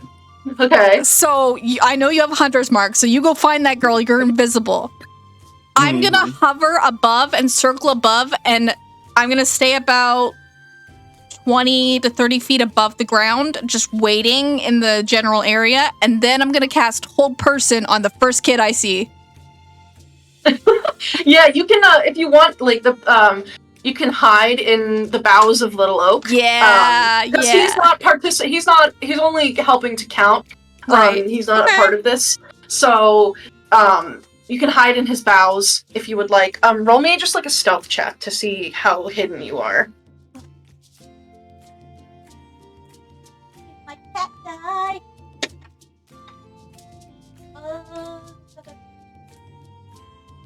Dirty 20. Okay, yeah, you feel pretty well hidden up there because you're kind of small. You're child-sized, I am child size. and this is a tree that a bunch of children like to hang out in. So you think you're pretty well hidden. Dawn, you're invisible. Yep. So Don immediately after finishing the countdown looks around and his eyes sort of will start scanning for footsteps, and he knows that all of their footsteps are going to be jumbled up because they're kids running around, but the footsteps that he's specifically looking for are hers, and because he hunter's marked her, I think what it shows up is like little dandelions like blooming in her footprints specifically. Uh-huh. So it's easy for him to like pick out where she has gone. So he's basically going straight for her first because he hunter's marked her, so she would be the easiest to find. Okay. Yeah, so I believe Hunter's Mark gives you advantage to try to find creatures. So since you're kind of following her footprints, I think that's going to be more of a survival check because you're like almost tracking her as opposed to just like looking. Yeah. So you can roll a survival check. You got it. 13. 15 minus 2. Okay. You're pretty confident that you know which set of tracks is hers, and you start heading off into the forest, kind of like in the direction that you guys came, almost like towards the river. We're gonna put a pin in that and see for Ego and Aurum anything that you guys want to do. Yeah, I got a couple things. Ego is going to first go up to the tree, and I'm going to pull out one of my teeth. Gross, I know, but I'm gonna plant one of my eerie tokens on the tree so that I can be able to look back from the tree's perspective as I wander around. All right. I am going to use my once a day free casting of Disguise Self to make me look like Will. I'll make my Okay. hat blend in with his like big poofy hair. I make like a wave at, Clover and Aurum so that it's like, hey, okay, this one's me, okay? And then I'll probably have to do a spell slot because I don't have time to ritual cast. But I will. Oh wait, do I not have him? Do I have him prepared today? I do. Okay, I will cast Unseen Servant, and I will give him my little. I will give him my trumpet, and basically just be like, if a kid starts running for the tree, blow that trumpet. Thank you. Okay, nice. And then I will go slinking off into the forest as well. Okay, yeah. Roll a deception check with advantage. I am proficient in those. Yippee, yippee, yippee. Ooh. Oh, I totally just did that. Ooh, I'm gonna add my D6 to it because it was 2 bad rolls.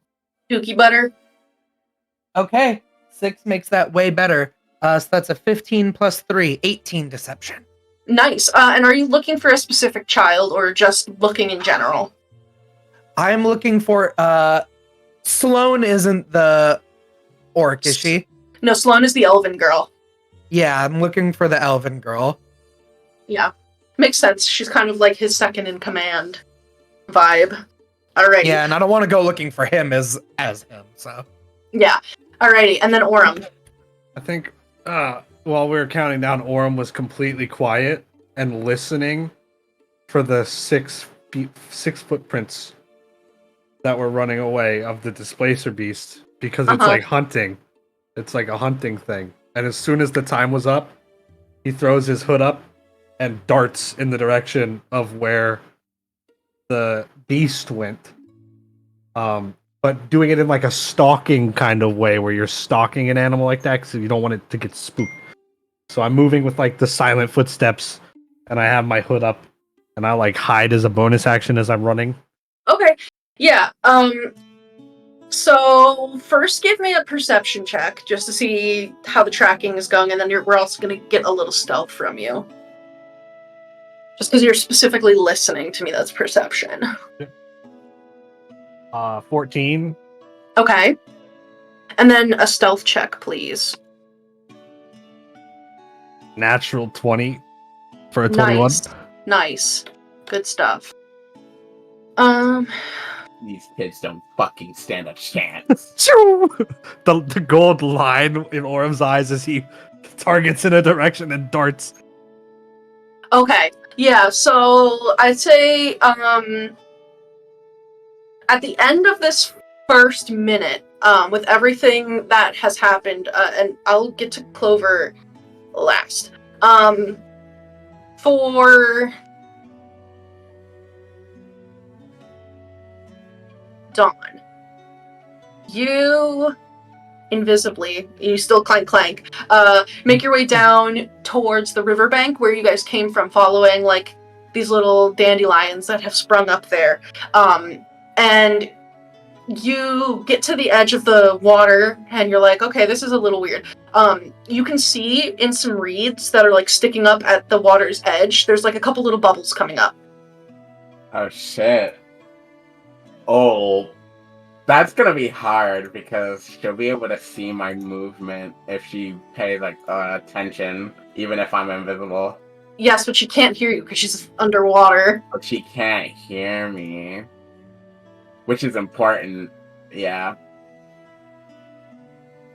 All right. He'll sort of tuck in low and try to like minimize the movements as he makes his way towards her, because he still has a free casting of Misty Step, but he doesn't want to use that until he has to. Yeah, that's the Hail Mary. Yeah. For sure, yeah. Roll a stealth check, and it would be a flat roll because the advantage and the disadvantage cancel out. 18 on the die. Nice, yeah. You make sure to like step on like stones and things as opposed to like in the wet sand where it would leave a hoof print. And you're feeling like pretty confident that you're in a position to be able to catch her. We are going to put a pin in that one and go next to Ego. So you had a very good deception check. Did I have you roll perception? I don't know if I did. You did not. Okay, roll a perception check. My bad. Okay.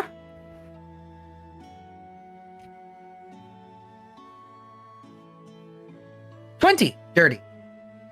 Yeah, you run off into the forest. You're feeling very confident in your disguise. Like this is pretty good. You've kind of just been watching Will as he interacts, and like you think you're even getting some of his like manners. Like he strikes poses, so you start like looking very heroic as you're like going through.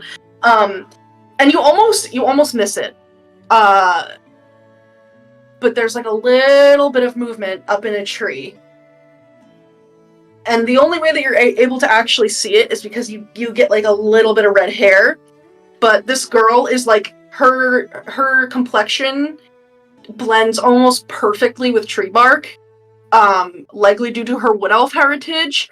And she's almost perfectly blended into the forest around her, but like up in this tree, maybe like 20 feet up, you see a little bit of red hair moving. And as you walk by, you hear, Will, why are you hiding? She says, why are you hiding? Why aren't you hiding? I'm going to put my finger up like,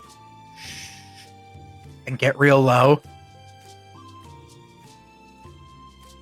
She will also...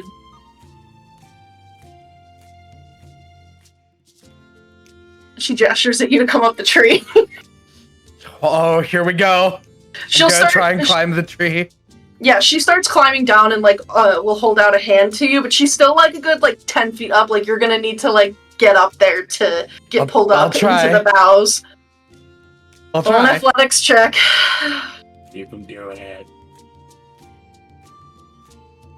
I almost You have clicked Bardic. the digital dice.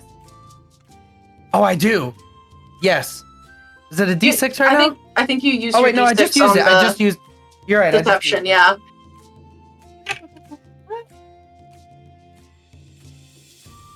5. Yeah, you go and climb up, and like your foot slips on the very first branch, and you fall out of the tree and like land on your butt. And Sloane is looking at you like, "What's wrong with you? You're gonna get me caught." This is why I should be in charge. And she starts climbing down the tree. And we will get to what happens there for like the next minute. Aurum, you have a pretty good sense of what direction like the 6-legged displacer beast like gate went in. But as you go deeper into the forest, like you know that you are blending in very, very well and you're moving very quietly. You're good at that. But this kitten is like an expert hider, and you're having a bit of trouble finding like a trace of him. You know, you saw him kind of like do his displacing, and now I think maybe there's like a part of you that's like, if I see him, is it actually him? Yeah. So you're having a bit of a hard time finding him, and we can do some adjustments there when we get to the second minute. For Clover, for you, I had you roll a stealth check. I don't think I had you roll a perception check. So roll me a perception check.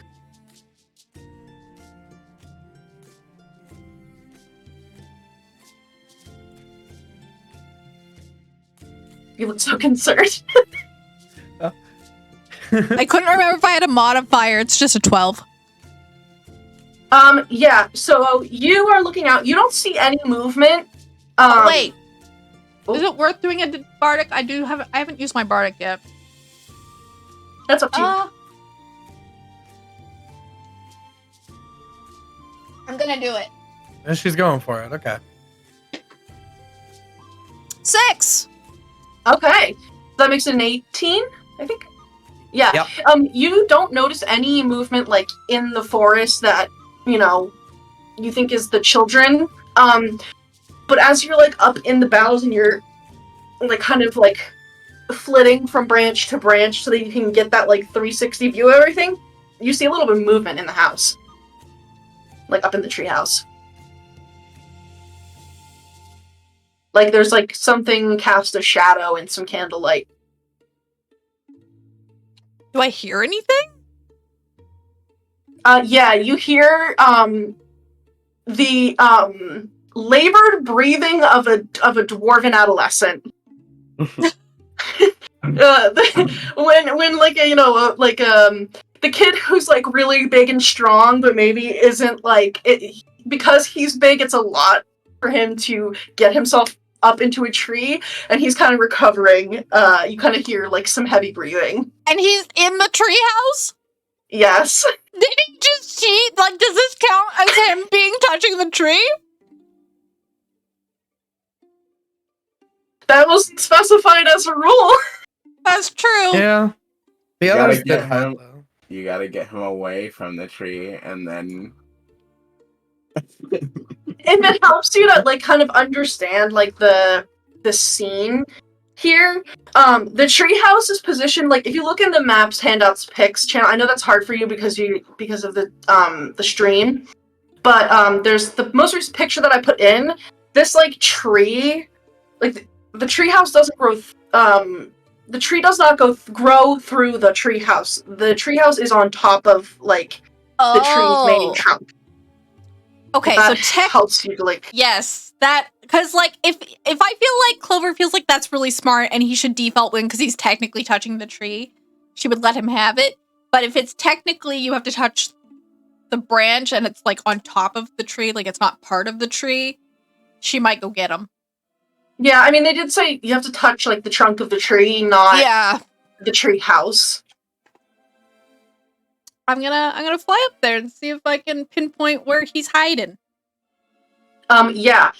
So going into the second minute of hunting, we will start right there with Clover because you're right there, and you are being very, very quiet, and you like.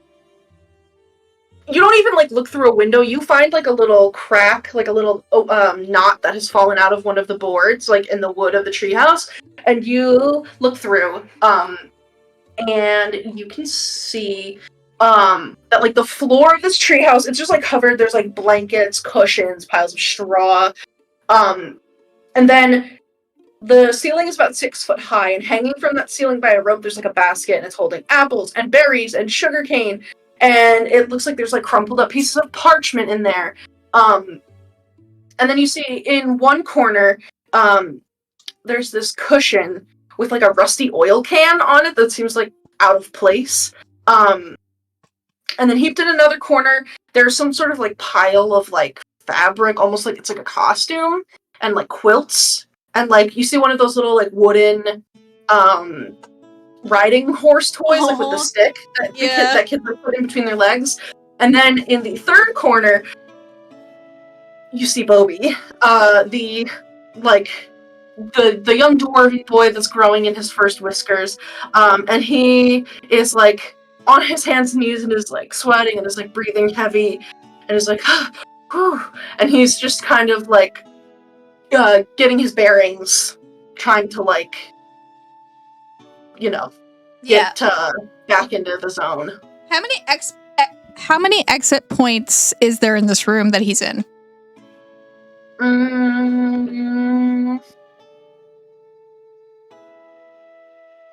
There's like maybe 4 or 5 windows and a door. Can he fit through those windows? Can he get up to them? Barely, yeah. He can sort of fit in them. Right now, he does not notice you at all.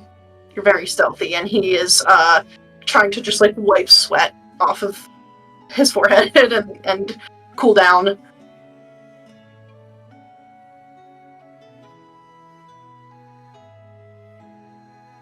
I don't want to. I'm gonna hold. I'm gonna keep an eye on him, and if he starts to move, I'll try to do a whole person, but like at the moment I want to maintain concentration on invisibility, but I want to keep an eye on this kid. So that's all I'm gonna do. I'm gonna stay. Alrighty, you can do that. Dawn. Mm-hmm. You are creeping up invisibly and fairly stealthily too, to the edge of the water there, where you can see that there are some reeds sticking out, and you notice a couple bubbles. And as you get closer, you can see like the dark green skin of this orcish girl, Zenor.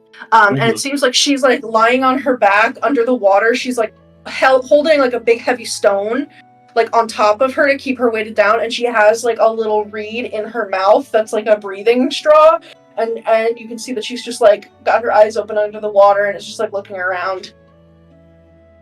Gotta admit, these kids are good. Yeah, it's almost like they've probably played hide and seek countless times. Now, hundreds of times, but unfortunately, I'm just built better. Let's see. He doesn't want to hurt her when he goes to grab her. So, honestly, he's just gonna crouch down, and probably just reach into the water for her arm. Just, the tap of, I got you. Yeah, she's like she has like the reed and like holding the little stone, so you can reach right down and like tap her right on the shoulder. And say, pretty good, but not good enough. Yeah, you tap her and she like starts and is like looking around, and she like throws this rock off of her and lifts her head up out of the water, and she has this like little mohawk of hair that is now just like sopping wet and dripping down the side of her face, and she's like looking around. Where are you? How'd you do that? He's gonna draw a smiley face in the dirt with his sword. Oh, you're invisible? I mean, that's a pretty good trick. I guess we probably should have specified no magic, but we didn't. Yeah. You got me there. Yes, I'll give you a piggyback back. Yeah, I'll give you a piggyback back if you want it. All right. And she just kind of like holds out her arms. So she's like invisibly floating. Yeah. She's just like that.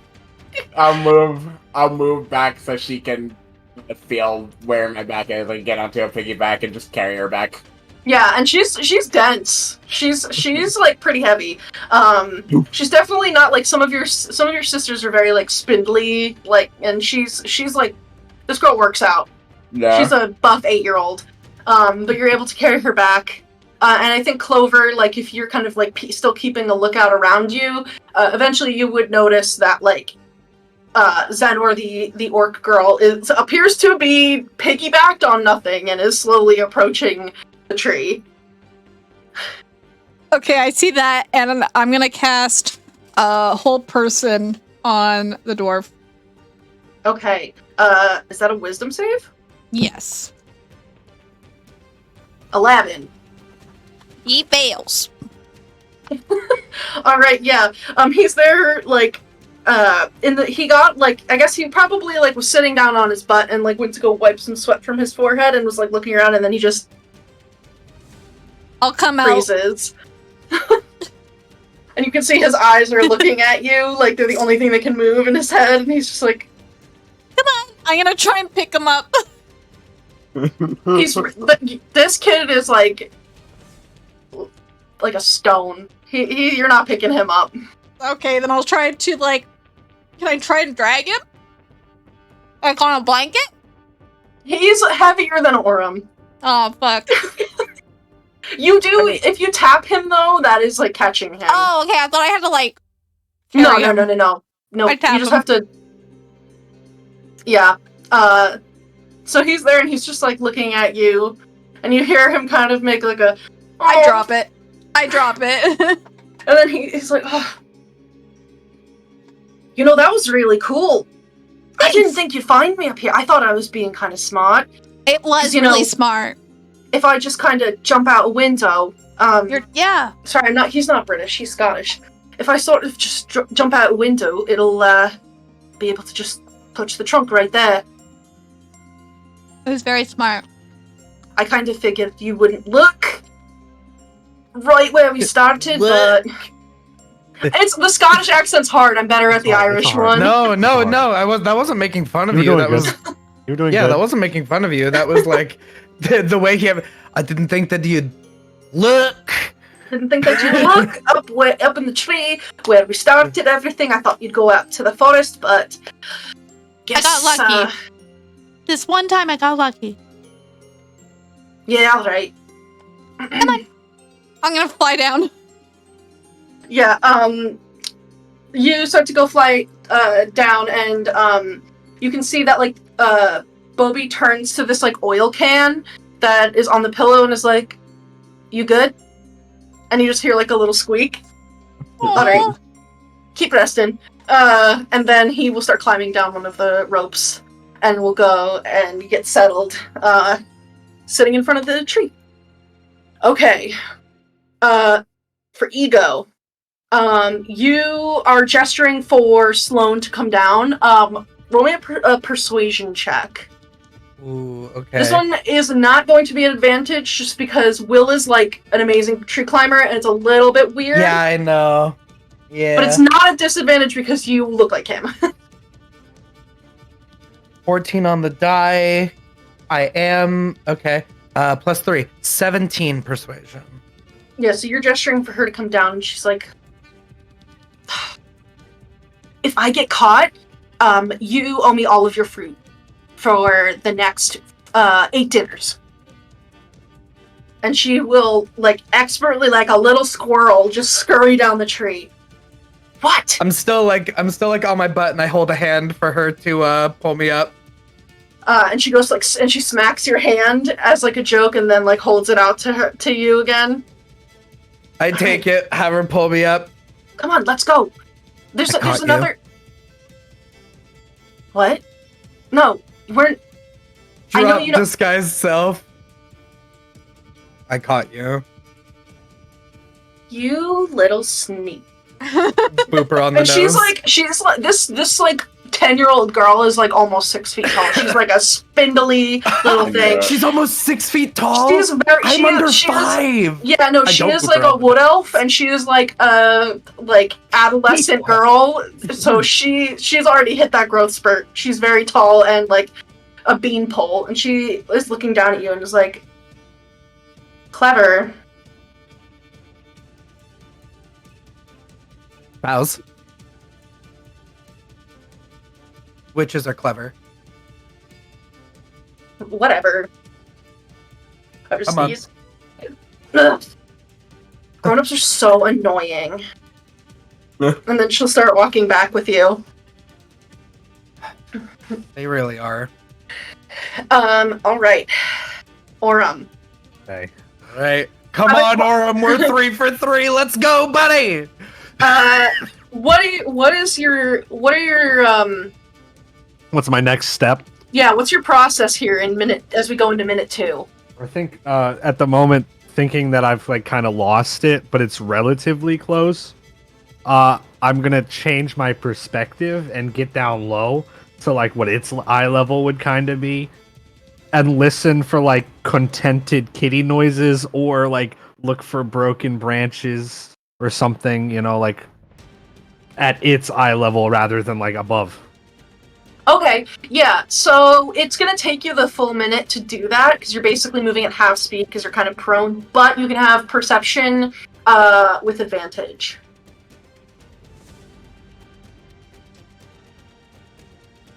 Hello, cat. Help him, sad boy. 19. Yeah.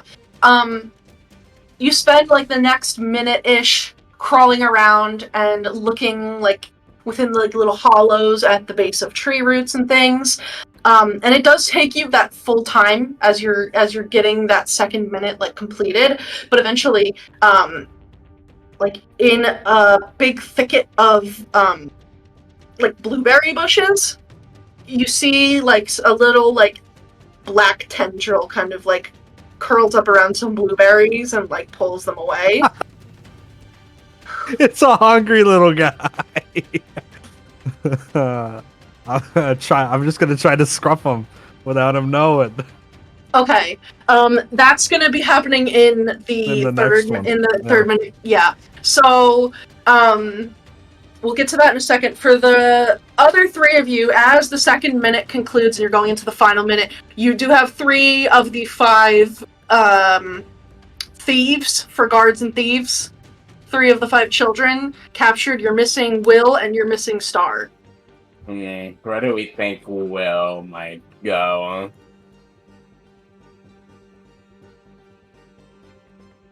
Mhm. They never answered if they have magic. That is true.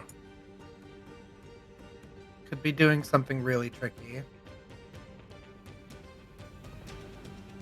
I mean, we have the best chance of finding them if we all just sort of, if Clover sort of takes an aerial view, so she can see more, and then communicates with us via her psychic link to tell us where they're at, right?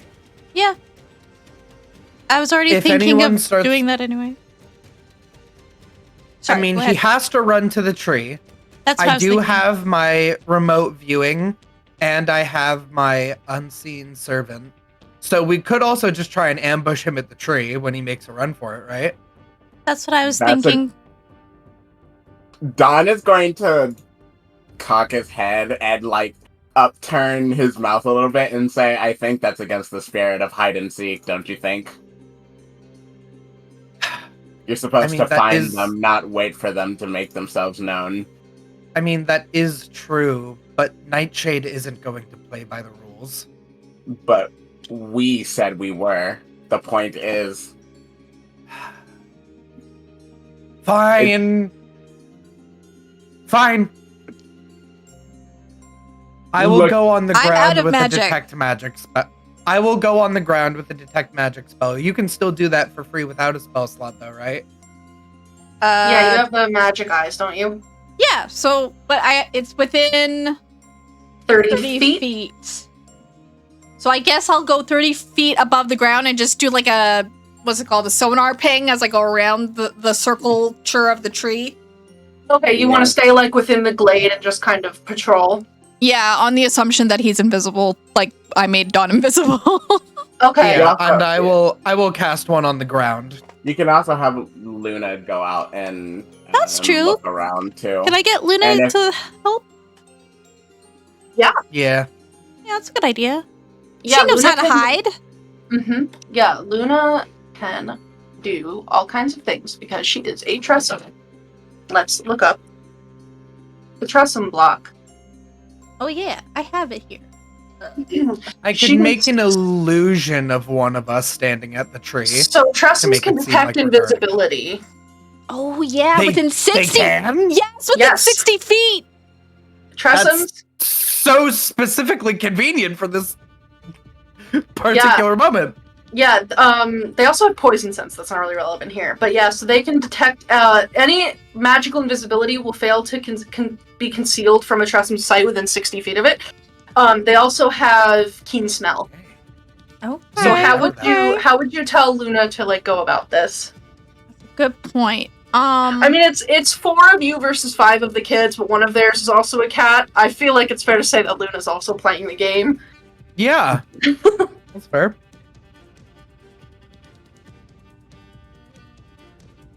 She doesn't have anything to sniff for him.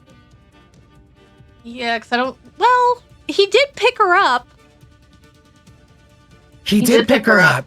He did pick She her could up. sniff for him. She could Yeah. sniff for him, and she has the ability to see invisible things. So yeah, I'll tell her to see if you remember what he smells like. See if you can get a trail on him. Yeah, she will nod and tell you in your like mental headspace, like, yeah, I can do that. And she will begin sniffing around. Do you want to roll for her? Or do you want me to roll for her? She's your familiar, so you can roll for Yeah, her. I can roll over. So she, for perception, she has a +5. And she has advantage for smell.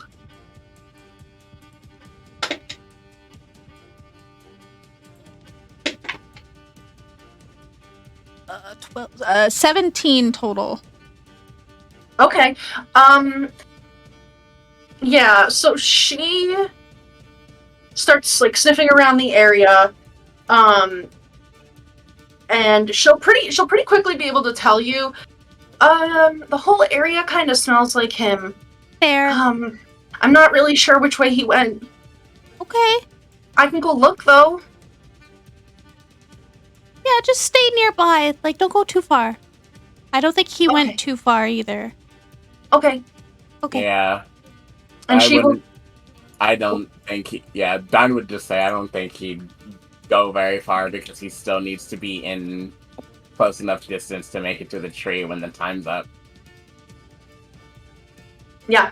So, Luna will stay there and will keep an eye out, like in whatever area you tell her to. You can keep an eye out at like a different part.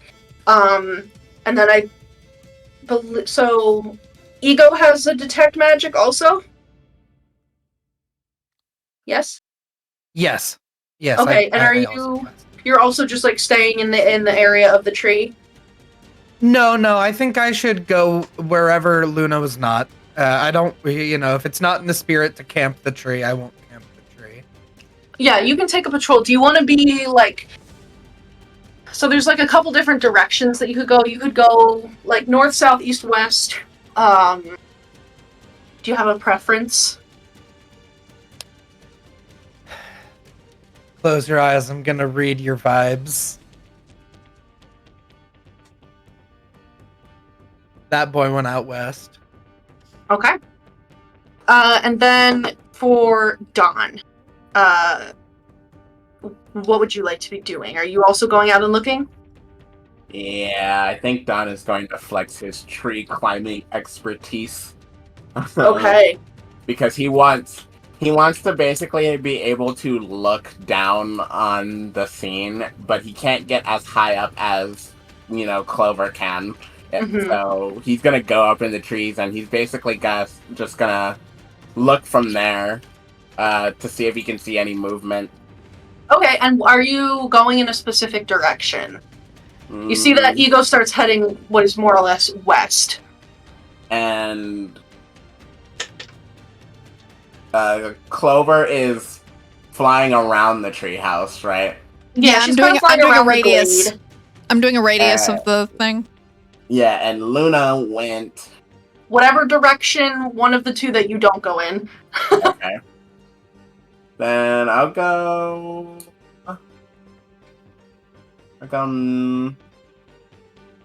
east. Okay.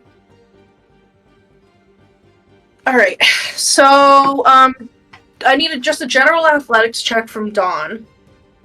And then I need a...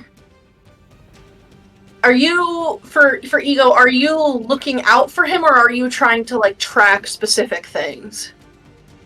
I'm letting the detect magic, if he's using magic in any way, work on its own. I am just investigating. Just looking for him. I'm looking up, down, everywhere. I don't know if his Looking little to side logs. because like I don't know if his little like what it looks like witchlight wings work, but I know but he could That's climb a tree, just he like- could crawl on the ground. Yeah, that's just, don't know. like, the art. He doesn't actually have wings. That'd be cool if he did. He's just a That would kid. be cute. I was thinking of the witchlight carnival wings, but the point still stands. If he climbs, I'm looking up, Okay, looking down. roll a perception check. And then Yeah. for Dawn's athletics check, what did you get? 25. Yeah, Ooh! this is very much like when you would have to chase your younger sisters. Like, I believe Urania is the youngest one, and she's the one that is very much like a daredevil and loves like climbing trees because then she can like get the best vantage points for her paintings. Yeah. And you, on numerous occasions, you have had to go up a tree and like jump after her, because some of like the really big trees near your family's like commune or some of her favorites. So you've already done this. You're not exactly stealthy doing this, but you are able to successfully like in the tree branches basically like jump from tree to tree and make like a pretty good pace. You can roll a perception check as well. For Ego, what did you get? 21. Oh, fucking God. That was a so 19 funny. on the die. It's my second 19 on the die, too. So 19, because I don't have any bonuses. Okay. Yeah, so Dawn, you're pretty confident that like you've got a good view of all of the forest around you, and you keep moving east, and there are like little critters in the trees. There's birds. You occasionally like run into some like little pixies, and they just like laugh at you and fly away. You are not seeing Will anywhere that you go. I'm gonna get back to Ego in a second for Aurum. Okay. So you're on the ground. Yeah. There's a patch of blueberry bushes ahead of you, and you saw a little tentacle flick out and grab some blueberries. Yeah, I'm just trying to like sneak up with my little silent steps and try to like scruff them, but not in a bad way. Okay, yeah. So let's do a grapple check. Get up his little.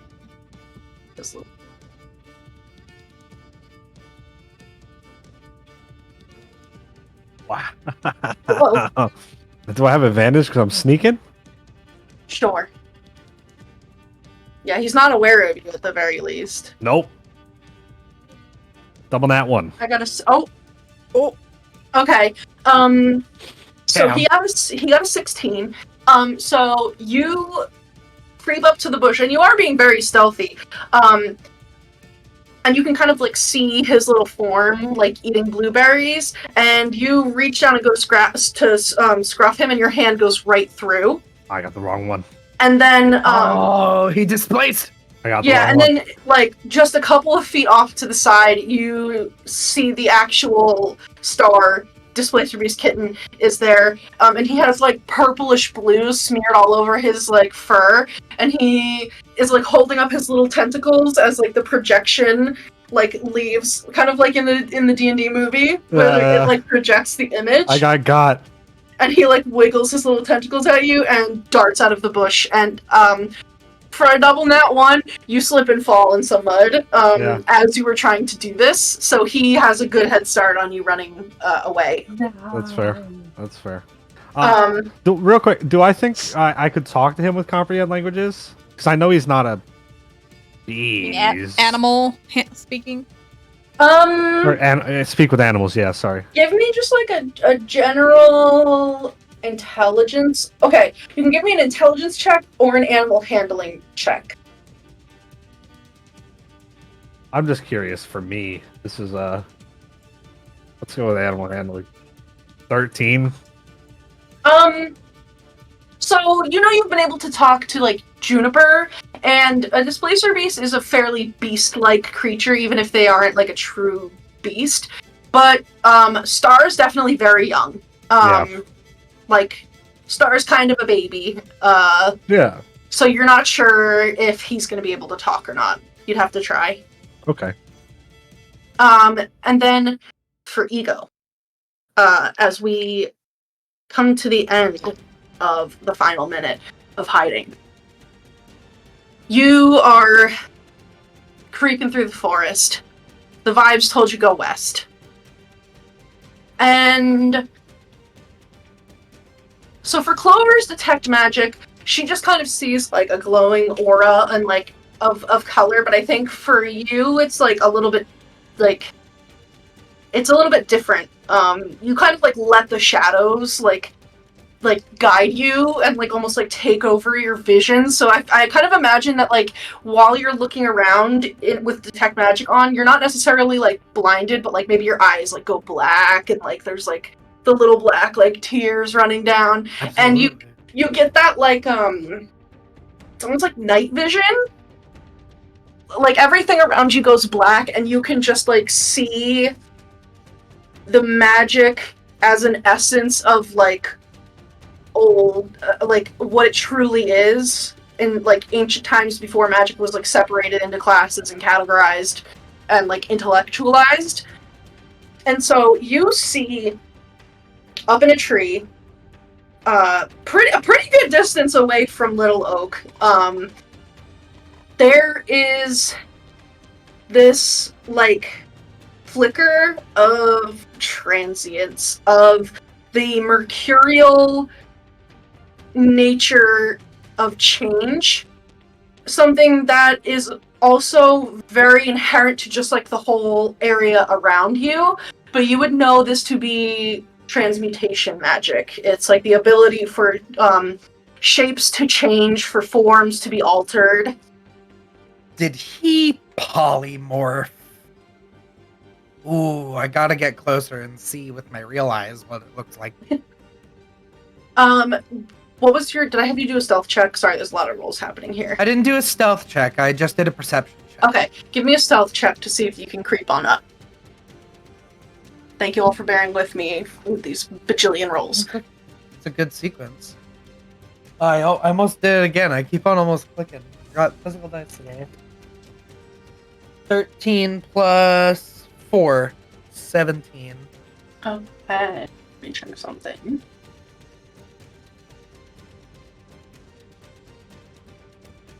Oh, Will. Okay. Yeah, Come on. you're being pretty quiet, like sneaking up. You know, like you channel like your inner like one with the darkness and cling to all the little shadows here. And it doesn't seem like he notices you. So you are able to get pretty close to this tree. And again, he's that like 15, 20 feet up. But when you're looking with your like normal eyes, he's not invisible. He's not a squirrel. He's just Will. And he's just like crouched up in a tree and is like looking around. And it looks like he's like getting ready to like maybe hop out and make a run back for Little Oak. What did you cast on yourself? Alright. He said he's like 20, 25 feet up. Like 15, 20 feet up in this tree. 20, and he's like on a branch. Mhm. We know I can't climb trees, so Ego's going to be like, I gotta get him before he does whatever he's gonna do. So Ego, with the magic vision still on, I grab some of those different little motes of magic and I kind of weave them with my hand and I throw out in front of me and it makes my shadow stretch out in front of me. And I fold my arms over my chest like I'm in a coffin and fall forward face down into my shadow and cast Misty Step and come out of his shadow behind him. Yo, And put a hand on his shoulder. sick! Oh my god, that's dope. Yeah, you put a hand on his shoulder and he like jumps and like looks behind you and sees, oh, you're good, aren't you? I like wobble a bit and then I like hold on to the branch really hard at him. Yeah. Yeah. Just don't don't put your foot there. That's a baby wrench that's gonna break. Okay. It broke. All right, put your foot here. Yep. Where? Yep, I Yeah. got you. Okay. Yeah. Yeah. How'd you do that? You teleported up here. You know that was teleporting. Oh no, I just guessed. Yes, I did. All right, maybe you're cleverer than I thought for a grown-up. You looked like you were about to jump. We're pretty high up. Yeah, tuck and roll. I jump out of Tuck trees and all the time. roll. Oh Yeah. dear. Well, does this count as catching you? I mean, yeah, I guess. All right. Here, How I'll do- show you. Okay. This is how you get out of the tree. And he like Okay. leaps down and then like very like gymnast style will like grab one of the lower branches and like does like a little loop around it and then is able to like land on the ground like pretty solidly. It doesn't look like he's like casting a spell or anything. He's just like very dexterous getting out of this tree. All right, now you do it. You just sort of have to like throw your center of balance Mm-hmm. towards that branch, but be like spinning it So- because you need to catch it with your hands. Okay. And then the reason that you spin is because it helps to redirect like your body movement, and it redirects it back straight down, so then you don't hit at an angle and you know sprain something. You sound like my old teacher. Okay. Ego is basically riding it like this. Like, Yeah. And so Ego's going to swing their legs over like this and then lean back so that they do that with their legs and drop down and try and catch the branch. All right, roll a dex save. Oh no, I hit the button. I should have used the physical dice, but it's a natural 20! 24! I cannot see roll 20, so I trust you. But yeah, you I see it. I no, see you're it. good. I trust you.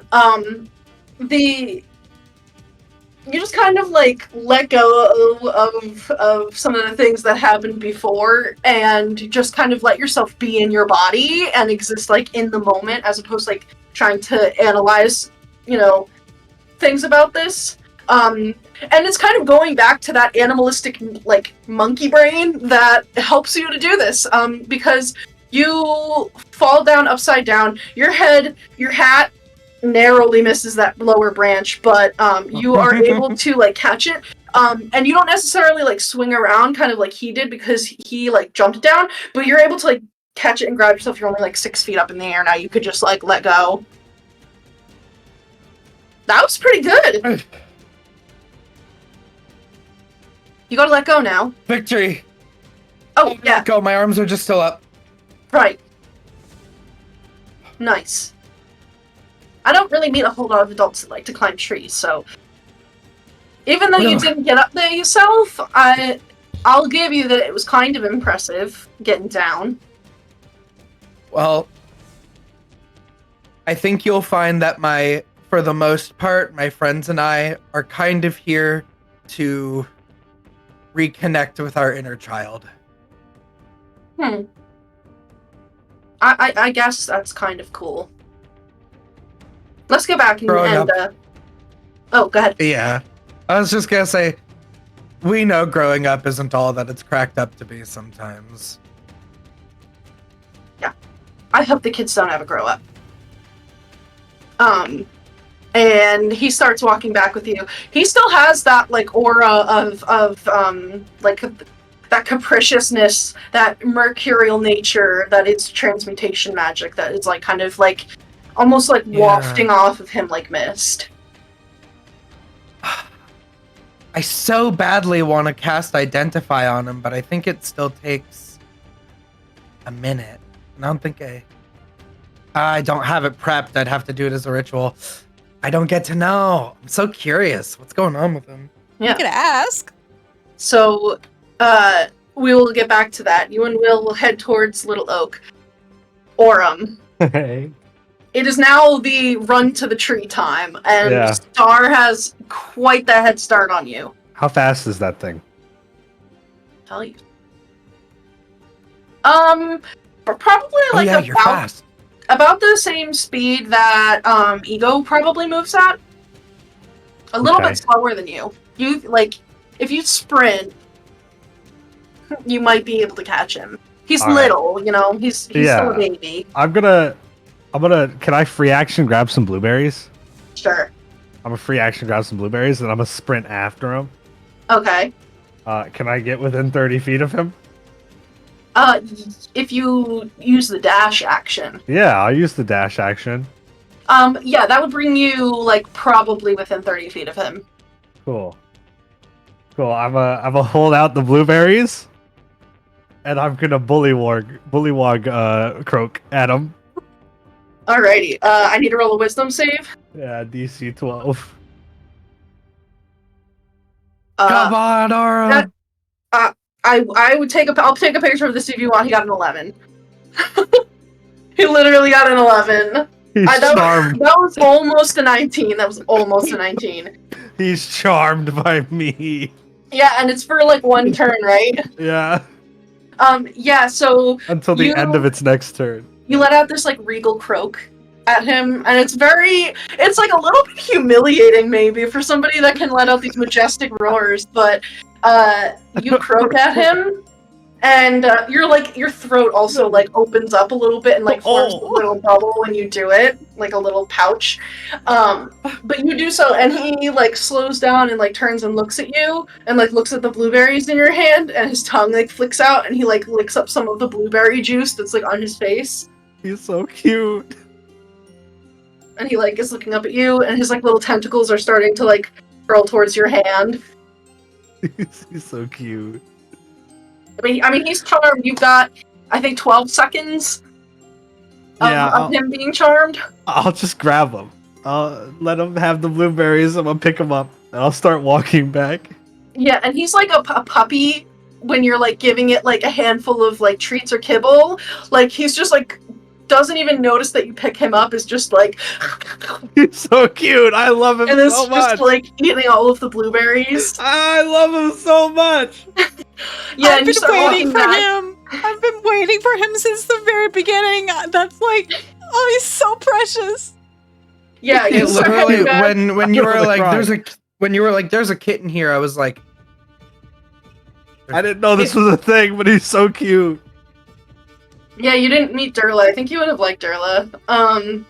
But yeah, he, after like the 12 seconds pass, he has no idea what's going on. He's like literally a baby. So you're holding him there. He gets like kind of wiggly. I'll But then, put him in my hood behind me, so he can like look over my shoulder if he wants.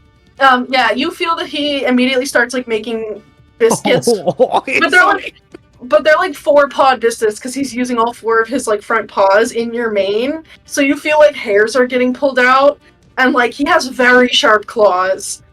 So cute. It's And so like they're great. digging in to like all the way through your mane, and he has like these little tentacles that are just kind of like randomly like wiggling. He almost like, doesn't have control over them, like a puppy that's still learning how to like wag its tail, and they're just kind of like wiggling all over. And occasionally he will get control of them, but they're still just kind of like. Aurum is the happiest lion man you've ever seen. Yeah. Biggest smile on his face when he comes walking back. Yeah, but the group of you can reconvene at Little Oak, and all 5 children have been captured.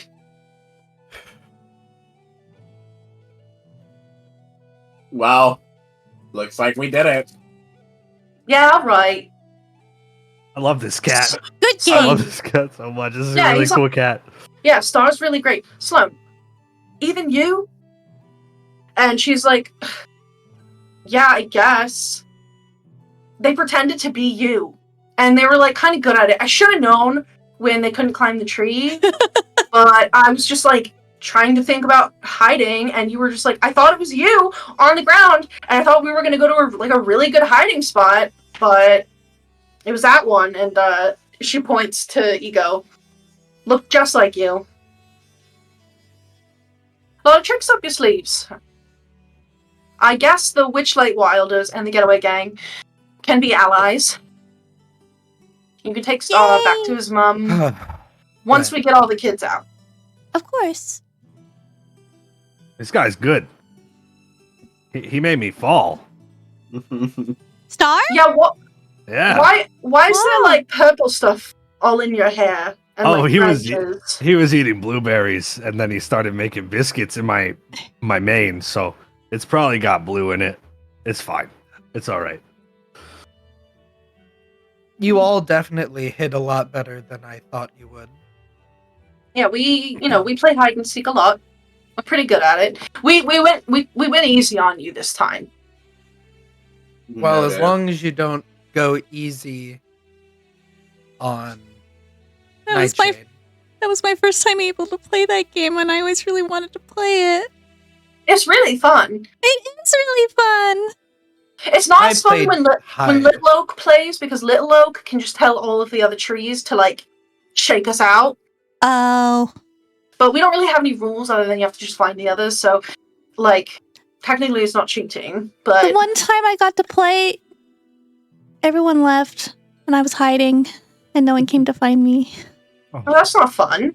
And they never let me go. They never let me be a Yeah. seeker. I tried to play hide and seek with my mother, but she would always yell all of my names and force me to come out. I played hide and seek a lot growing up, so I don't have any sad stories about that. No, I think this is the best one I've ever played. This was great. Hide and seek's not fun if you don't let everyone play. It's more fun the more people you have. That's true. Well, now you know what real hide and seek, almost real, because we totally went easy on you. What almost real hide and seek, gods and thieves, is like. I like it. We can always play again, if you That would guys be want. nice. That would be nice. Maybe after we're Well, done with Nightshade. Quick thing. Clover, because you have your magic eyes on still, also, you would notice that Will has this kind of like warm, earthy brown, like glow about him that you would know to be transmutation magic. Transmutation? Mm-hmm. Is he the Because only you one guys that... get that for 10 minutes, right? Yeah, does anyone else have it, or just him? It's him. Is it his whole body, or is it an item? It's his whole body.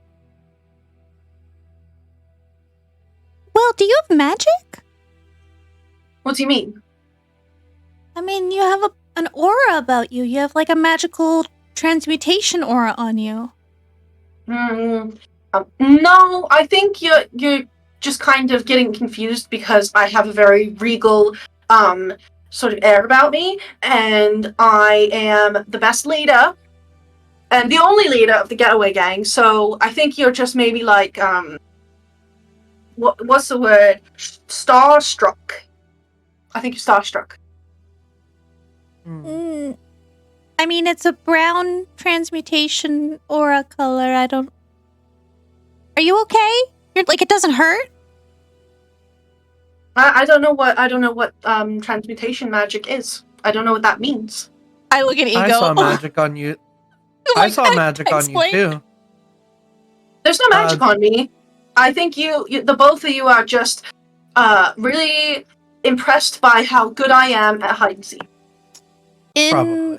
Will's head, he can't reply, but I'll just be like, if it's a secret, you don't have to say, but I see it.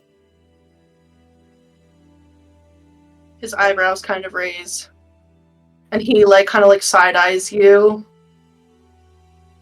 Okay. There's nothing magic about me. Okay. I'm just Will of the Feywild. Okay, Will of the Feywild. I just want to help all the other kids be free, be able to run around in the forest and play hide and seek and gods and thieves. All right. So then, with our new alliance, could we maybe all go in the really cool treehouse and work out the details of this plan? All right. Yeah, you're allowed to come into the treehouse right now. That's fine. Okay. Are we gonna do it tomorrow? Like, or a different day? Well, we can do the plan whenever you think you're ready. You know, it's a pretty complex plan. You know, even if I think it up on the spot, I'm really smart. So, you know, if you need time to wrap your heads around it, that's fine. Whenever you're ready. I mean, we gotta work together because we're an alliance. Okay. I would like to have most of my magic back. I used a chunk of it. I guess you could stay in the treehouse if you want. It's pretty big. We got a lot of room. We can stay up and plan, and then have a sleepover. Yeah, that'll be fun. We got some fruit up there if you need anything to eat. We can go get more blueberries. Oh. Yep. Wait. I'm gonna go find Clapperclaw. Who? I'll be right back. Another Alright. one of the... We could have probably led with it, but he's another one of the children that ran away from Granny Nightshades. We've been taking care of him. You have another kid with you and you didn't tell us. Well, he's Where is shy. he? Well, because he's not... Oh, I'm gonna go look. He's not like the rest of you anymore. He's a scarecrow. You'll see. Yeah.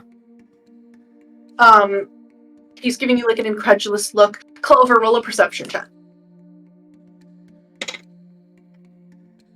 Man, this is my third 15 in a row. So plus 0, 15. Yeah, you go and take a look out, kind of the direction that you guys came in.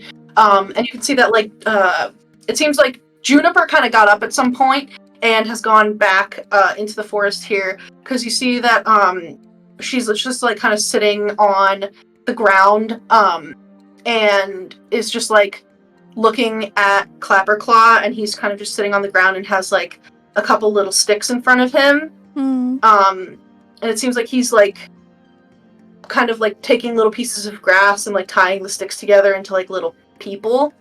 Oh. And he's just kind of like playing with them. And he's like, he has one in front of Juniper's claw, and is like, no, Juniper, you have to pick it up with your claw. You can't just crush them. I just spent so long making those. But look, here, we can play our own game. And he is like having all the little like dolls that he's making like running around. And is just trying to play with Juniper. Oh. Clapperclaw. Oh, hi. Hi. Hi. Are you still feeling shy? Do you want to go meet them? I don't know if I don't know. No? They're really Well- nice. They're also kids like you. Yeah, I mean, I've seen some of the kids before. Some of them, not all of them. They don't really like the scarecrows. But you're different, though. You got away. And it sounds like they want to help all the kids that are stuck there. What Get if away they don't too. like me? Why wouldn't they like you? 'Cause you're- Well, because I don't look like them. I'm made out of straw, not people parts. Yeah, but I think your heart is what matters more than what you look like. But I don't have a heart. I have straw. Look, and he like pulls open his like little straw outfit. See? Not that heart. Heart of your personality and who you are as a person. You're a good kid, aren't you? You have lots I of think stories. I think I was. Yeah, I thought I was. I think but- you are. I don't know. Am I still allowed to be with the other kids if I'm not a kid anymore? Why not? Is there a rule against it? Well, I don't know. Well, why don't we go ask them? I bet if you talk to them, you might have a lot in common. And if they're mean, we'll leave. Juniper will eat them. Right, Juniper? Oh, well. Juniper shouldn't eat people. She really likes it, though.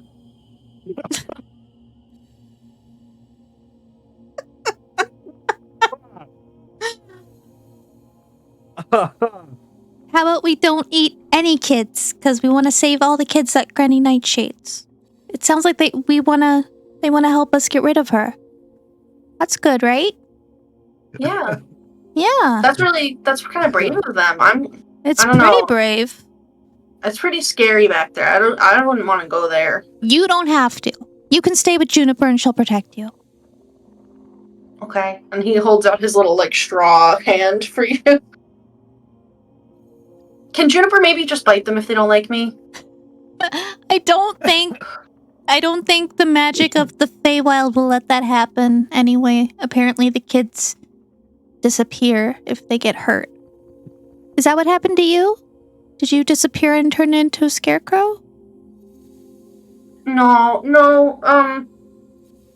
I had a mom and dad, and then a lady came and talked to them, and then she took me away, and then I was in this place, and it was like just dark, and I remember there being chains, and there was like a lot of like people screaming, and it was like really bloody, and it hurt a lot.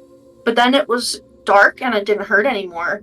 And then I woke up, and I was this, and Granny Nightshade stuck me up on a stick and made me a scarecrow. How did you leave Granny Nightshade's place? Do you remember? I kind of just waited until like some of the crows pecked at my ropes enough, and then I just kind of jumped down and ran away. Okay. Well, maybe there's more kid scarecrows and we can save them while we're there too. The other scarecrows are kind of mean. They don't like the birds. I like the birds. I would talk to the birds when they would come by, and I think that's why they probably helped me, because they know that I was okay if they sat on me, even if they pooped on me. So you were the only nice scarecrow? All of the rest of them were mean? I'm the only nice one that I know. Okay. Then they should like you. Come on. And he will take your hand and follow you back to the glade with little Oak and the kids. Is Juniper following me, looking like she wants to eat me? I mean, like, Juniper she's just kind of hanging out. Like, she Okay. doesn't really know what's going on at this point in time. As long as I'm not being stalked as I take Clapperclaw back. No, at this point, like, she's satiated. Okay. And she's just kind of, like, meandering around the general vicinity. Okay. But he will follow you back. You guys should have told us that there was another kid out. He didn't want to make himself known. He was worried you wouldn't like him. Yeah. This is Is that Clapperclaw. him? Yeah, this is Clapperclaw. Say hi. It's like, hi! And a couple of, like, the kids kind of, like, look at each other.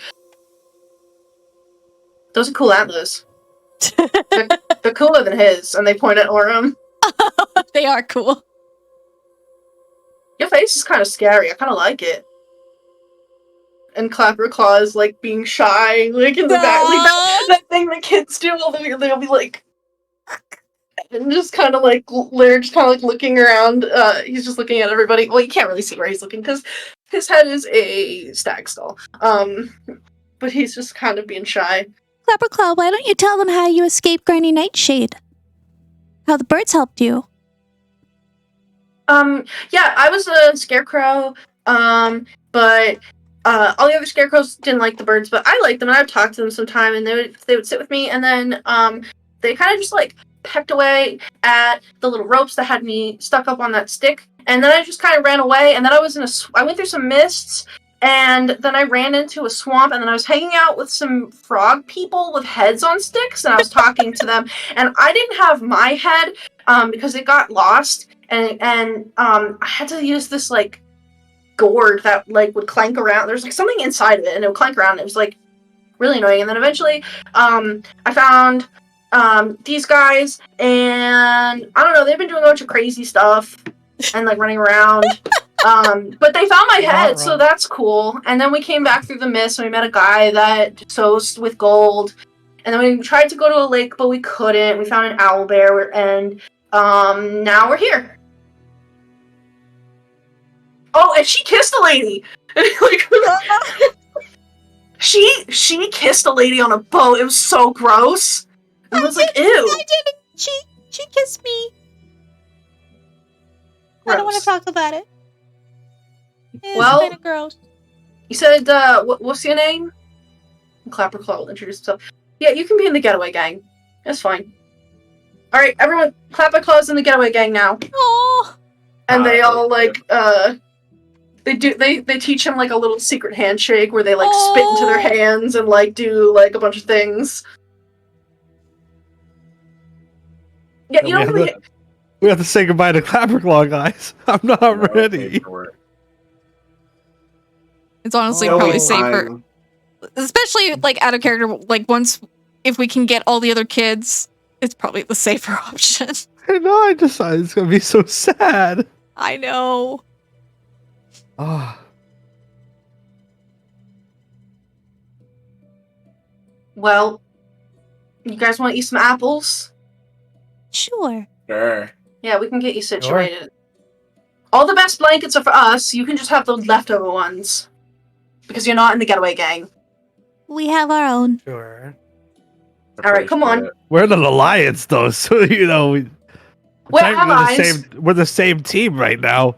No, you're your team and I'm my team, and our teams are working together, but we don't have to share our blankets with you.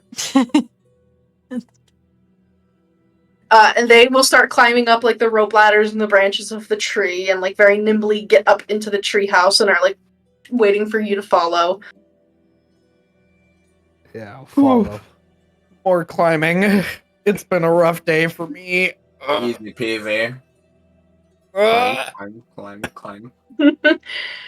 Yeah, My poor little wizard muscles. Dawn, you definitely can like feel the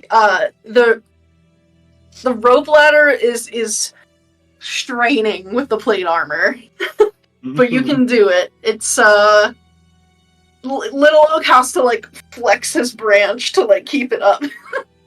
But then the group of you can enter Little Oak's treehouse. So I'll just like go over the description again. The floor of the treehouse covered with blankets and cushions and piles of straw. Hanging from the 6-foot-high ceiling by a rope is a basket that holds apples, berries, sugarcane, and some crumpled up sheets of parchment. In one corner, lying on a cushion, is a rusty oil can, very like out of place. And then heaped into another corner, there's like these polka dot quilts and like blankets and like little furs, almost like a costume. And then there's like a wooden horse's head, like on a stick, kind of sticking out of that pile. And it has like a little like stick kind of poking out of the top. It's a unicorn. Does that make us a unicorn if we ride on it? Hold on a second. All right. Welcome to the treehouse. Pretty I'm, cool. I'm like crouching if the ceiling's It only is 6 foot. actually- It is actually pretty cool. I know. We appreciate you letting us in. Yeah. Yeah, it's great. Make yourself at Last home. night we- Yes. Last night we slept in a cave. Where are those apples? Points to the basket. Apple. The apple's really Dog. good if you have like a little bit of sugar cane with it. You Apple. might have some honey. Ooh. But yeah, the kids will all take like fruit and berries and like begin eating. I'll share some apple No. with Luna. Does Luna like the apple? No, she makes the stinky face at it. Oh, okay. Sorry. So who made the treehouse? I mean, the treehouse just kind of is. I guess Little Oak made it. I don't Little really Oak- know. Talk? Sometimes. But it was like here when you found Little Oak. Yeah. Little Oak just, you know, is a tree of few words, I guess. But he talks. It's a nice place. Yeah.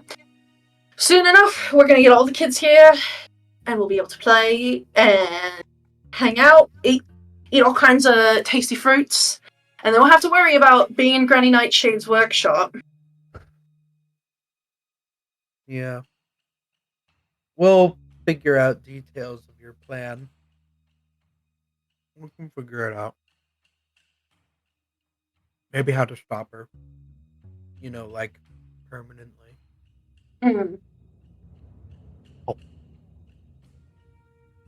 Mm. So yeah, here to get things. Well, I do need the key out of her back, but And the key, yeah. then there's also... Hang on, let me find the lore dump thingy. I don't know if any of our missing things would be here. Mine. Oh, yours. is. That's right. Do you remember what yours looked like? I was never told what mine looked like. I think I have an idea of what it is, though. Dove's last thing was also in this area. Yeah. Oh, that's right. Smoking pipe in the shape of a howling wolf. That's Don's? That's Dove's. Doves. Doves. We gotta look in lore dumps. Fluttering wing with blue and bronze feathers. Bird tagging top. Well, if we see something with a big mouth that we got to put our arm into, that's where ours were. So Mine Lightning strike behind a mountain, then saw a metallic cat head with a big green gem in the eye socket. So mine would be like near a mountain, not in the stump. Dove is definitely in a stump. Dawn is in the stump. I can't remember. Yep. Yeah, but the stump is kind of like her whole house.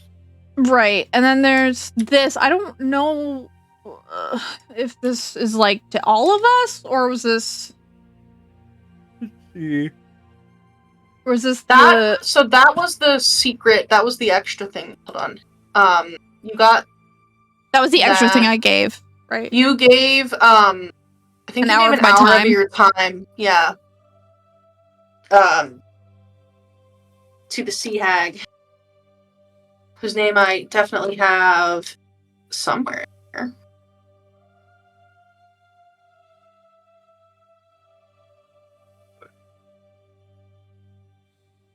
Auntie Edna. Yeah.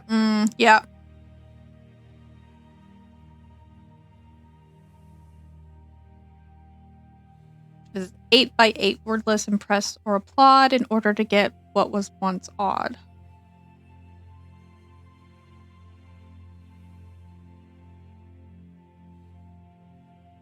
But I have no idea what that pertains to. We'll figure it out. We've been getting by pretty well. Yeah. Yeah. So, We smoking had pipe. things taken from us. A smoking pipe that looks like a wolf. I don't know what Dawn's looks like. And then the key are the 3 main things at Nightshades. Mm-hmm. Okay.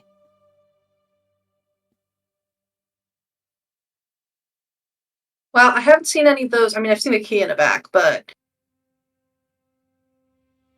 Okay. I mean, whatever you want to take from her weird little workshop, feel free. There's those rules, but like, I mean, Right.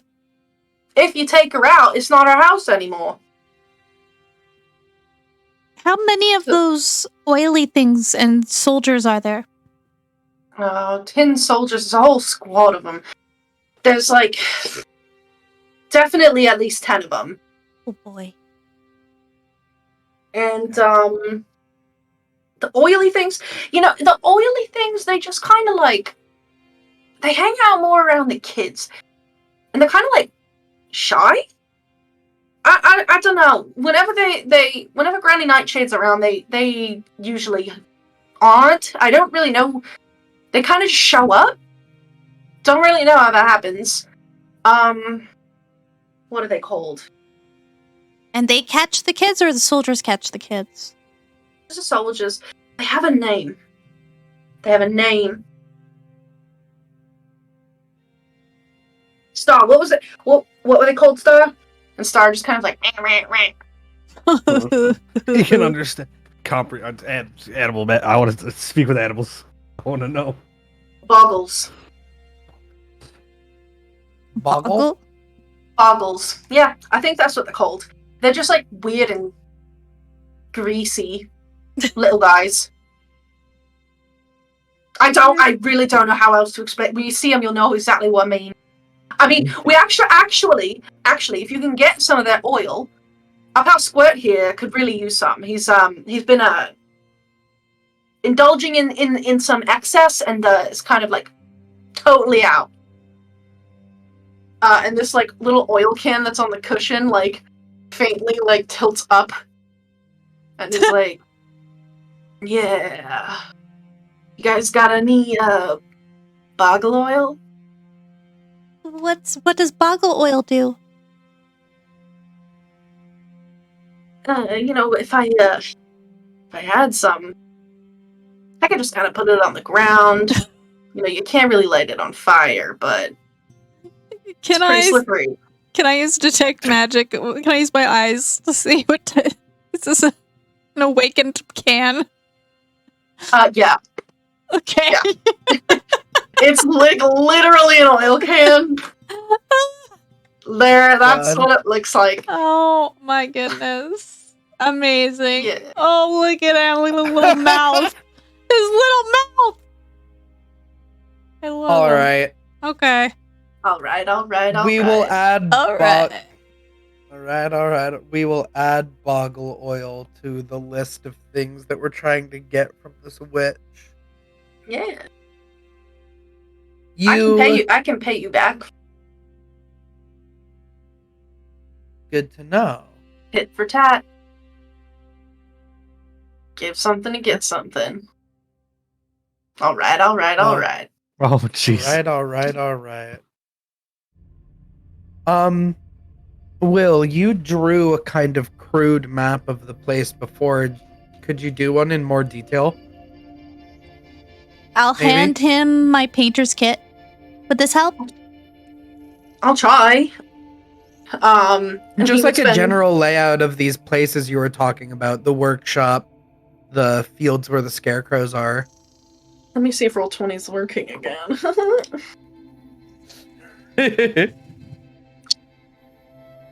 It's not. Okay. Let's see.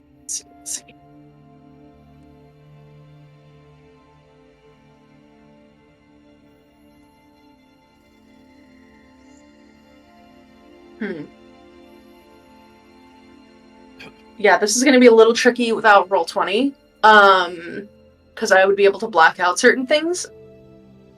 So, in lieu of that, he will do a more detailed, like, little painting kind of drawing. It does take him some time, but it's, like, a little bit better than the drawing in the dirt was. It's not great. Okay. But, you can see that. Hold on. The fallen, like, tree trunk is massive. It spans... Jesus. Hang on, I'll just put on the battle map to show what I have on Roll20 and just zoom in.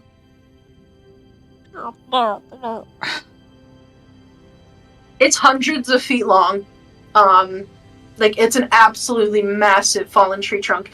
And it seems like there's sort of like a ravine to the south, that there are some bridges, that, like, cross over. He would show you that on, like, the, if you think of the tree trunk as more or less, like, going north-ish to south-ish on the eastern side, there's, like, a little wagon caravan, and he would tell you that that's the Goblin Market.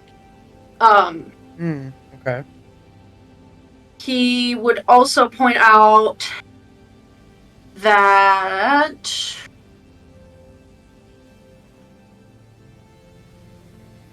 Okay. The screaming scarecrows are, on the western side, kind of, like, directly in the middle. And that's, like, her, Granny Nightshade's garden.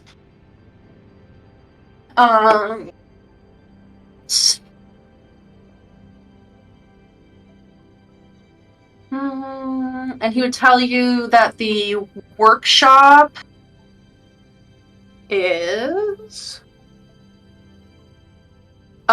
it's, like, near the southern end of the tree trunk. Actually, Okay. You know what I will do? I might as well... I'm just gonna put the map. Player version of the map. Okay. So, on the right side of it, you can see those, like, blue, green, red caravans. The room that's, like, the big room directly across from that, he would tell you that that is the workshop. And then the kind of, like, in the middle, there's, like, a collection of, like, little dots on, like, dirt on the, like, left side of the tree. That's the garden. I would ping it if I could. Yeah, that's okay. God, and every square on this is 10 feet. Yeah, it's this like... is huge. Yeah. Yeah. Oh boy. And then there's Okay. that ravine with the root bridges at the southern end. Alright. That is a lot. It's a lot. That's a lot.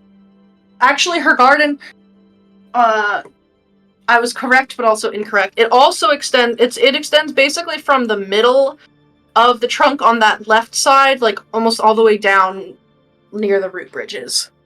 Yeah, I see. Yeah, there's like a whole garden patch on that below that little wedge. It starts with like pumpkins, but then it like goes to like Yes, yes. possibly like carrots or something. Yes, yes.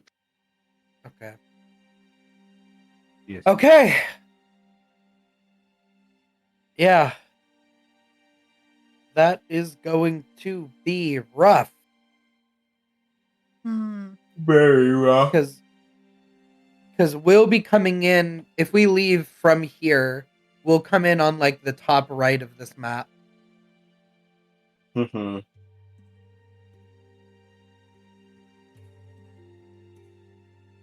He would tell you the kids can help you get where you need to go.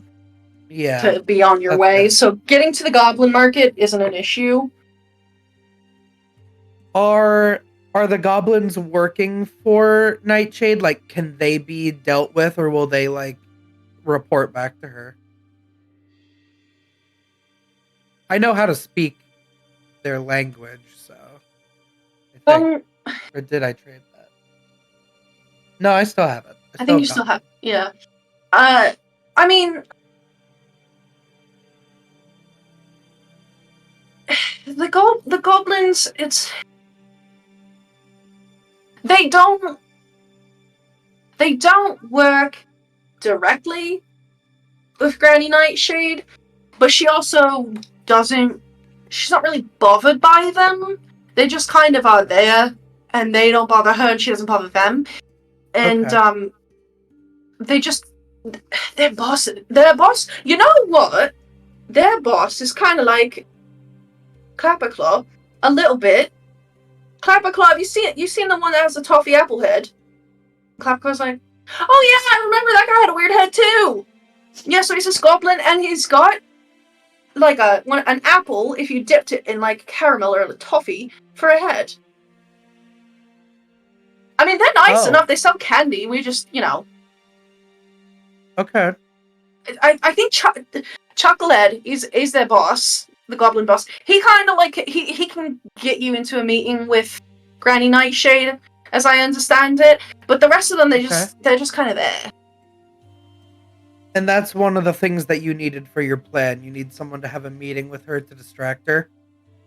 Well, yeah, I thought it could be good, if you're traveling candy connoisseurs, and you go and you tell them you want to meet with Granny, and while you're meeting with her, we can set off the screaming scarecrows, which will then draw in the tin soldiers. And then, while all this commotion is happening, maybe you can try to get Granny to also go out to where the scarecrows are. And then, maybe you guys can go to the workshop, I can go to the textile mill, and we can work together to get kids out. And just tell them to run into the forest. That's not... That could work. It could work. As long as there isn't anything unexpected. Could work. He would also point out the very tippy top northern end of the tree. Not that circular room, but the rectangular room below it. He would point out that that's the kitchen, and that's where he would try to sneak in. Okay. The one that looks like it has a little sewer grate or something. I don't really know how to explain it. There's a circle on the floor with a grate. Yeah, it's like a greenish. Yeah. Oh, yeah. That's the kitchen. And then he would tell you that the textile mill that he could try to get up to, it's up. There's a big branch in the tree. And it's that upper left cutout is the textile there's mill. looms. Yeah. Okay.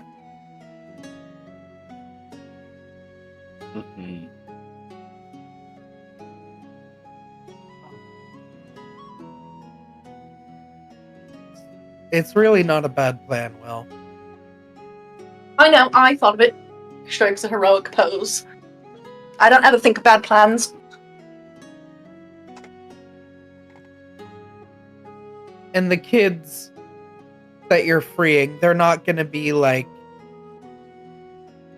tied up or anything. They just need a moment to run away. I mean, probably not. Where's the underground, like, dungeon? You said she has a dungeon where she keeps people she doesn't like. Oh yeah, it's in the kitchen. Oh, that's in the kitchen. Okay. That must be what that little The grate grate. there is. Okay, that okay. Must be the entrance into the underneath. Okay. Yeah. I would just want to rest here for at least a night. Get the right magic prepared. A night, you know what I mean. Or Yeah. Rest here Mm-hmm. For about 8 hours. for about 8 hours. 2 hours of light activity and 6 hours of rest. if That's we're really being specific. Yeah. Alright, do whatever you need to do. Yeah, I mean, we'll just, the rest of the kids, Bobby and Sloane and Zeno and Star, they're just gonna go around to the gardens and set off the scarecrows. Okay. Alright. And then they're just gonna run again. Yeah, once 10 soldiers are there, they should be able to just hoof it. Okay. All right. We'll be able to be there to help anyone who might manage to get caught anyway, so it shouldn't be that big of a deal. Probably. Yeah. So we'll try and arrange that meeting with Nightshade through the Goblin boss. If anyone gets caught, and we won't, but if it happens, I said all the kids gotta get out. So if somebody Yeah. gets stuck there, you gotta get us out. Okay. It's not gonna I do. happen though. No, I won't. If you knew where you went when they got hurt, we would just give them a good flick and send them away that way. But if you don't know where you end up, Yeah, I'm not really sure if it's. I guess it's probably not Granny Nightshade's magic. Because if it were her magic, she would just go get him back. But yeah. How do you know that she's not mad enough at you to hurt you and make you go away? oh, because all those stupid little posters she got up all over the forest. Yeah. Promising people a lot of stuff for you. Someone might try and turn you in. Not us, but someone else. Well, I guess I'll just have to be real sneaky then. You will. Were you here when Zybilna was here? Who's that? That answers that question. Are your friends capable enough if you disappeared? Would they keep going or would they be panicking about you? Well, Sloane, do you think you can handle it? It's a big responsibility. And the Wood Elf girl's like, I'd be fine. All the kids have to listen to me. I'm the tallest. Sloane does seem, of course, naturally. That's how it works. She does seem rather capable. It'll be fine though. It won't happen. Someone has to hurt me for me to disappear. Right, but That means I have to let them catch me. I feel like it's important to know, like, going in, that anything can happen to anybody. So Well, I mean, yeah, but if we don't do this, only bad things are going to keep happening to the kids. So we can take a chance something bad might happen to us, but it means that something bad stops happening to the other kids. And if we don't do anything, they're going to stay enslaved. Yeah. Right, I'm with you. I'm just making sure that your friends know too. She's really mad at you. So she might do anything to you. Yeah. Well, alright. I mean, she doesn't want me dead, though. She didn't say dead. So that Licking you- means somebody... Licking you doesn't make you die, though. Hitting you doesn't make you die. Maybe she wants to make you disappear. I mean, if she's so bothered by me, then she's gonna have to try to catch me without me getting hurt. And if she makes me disappear, like I said, she doesn't hurt the kids. Because if they disappear, she can't get to them. It's not her magic, I don't think. Because if it was hers, she would just make them come back. I'm wondering if it's Ibilna's magic somehow. Like,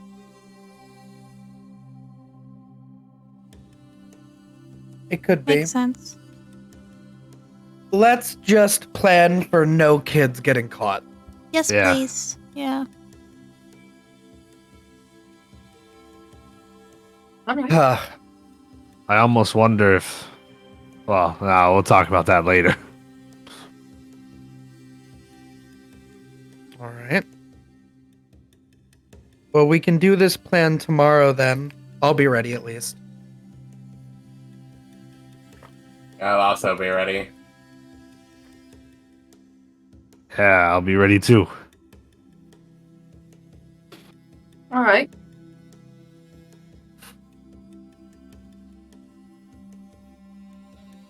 All right. Where were those bad leftover blankets you were talking about, by the way?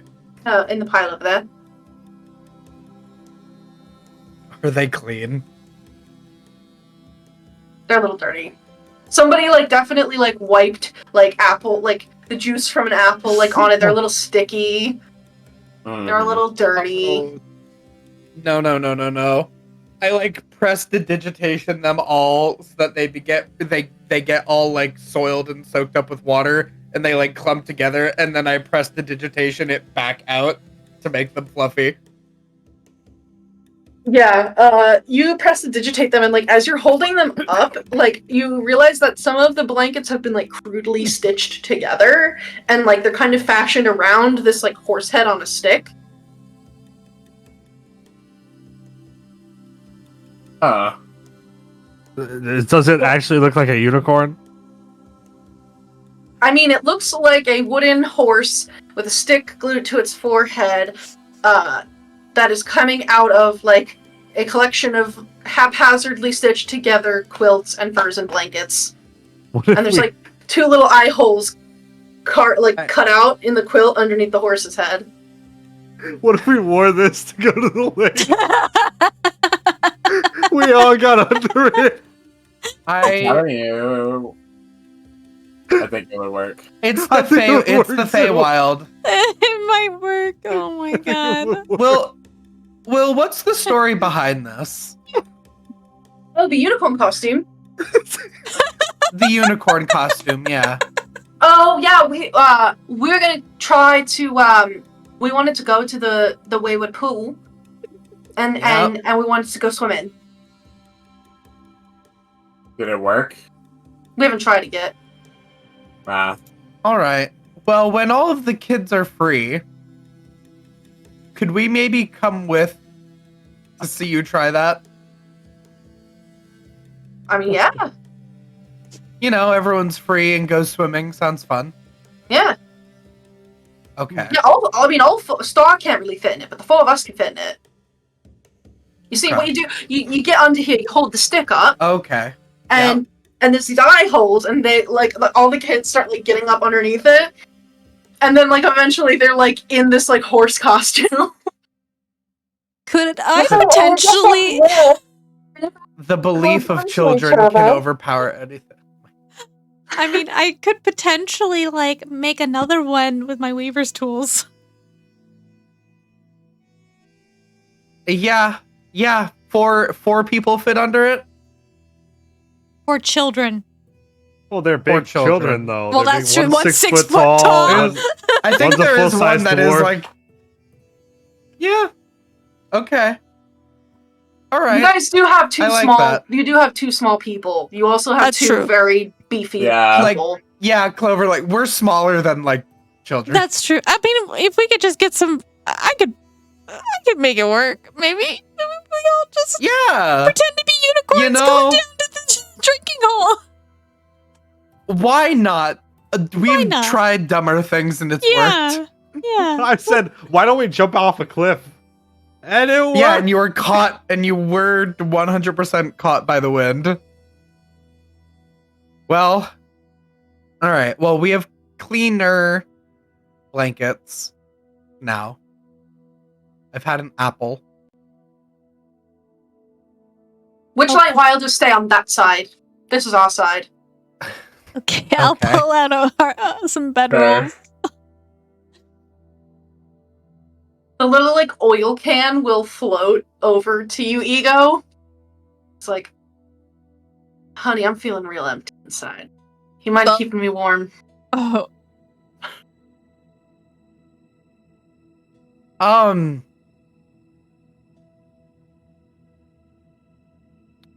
Sure. All right, Okay. all right, all right. All right. The oil can will like set down on your little pillow.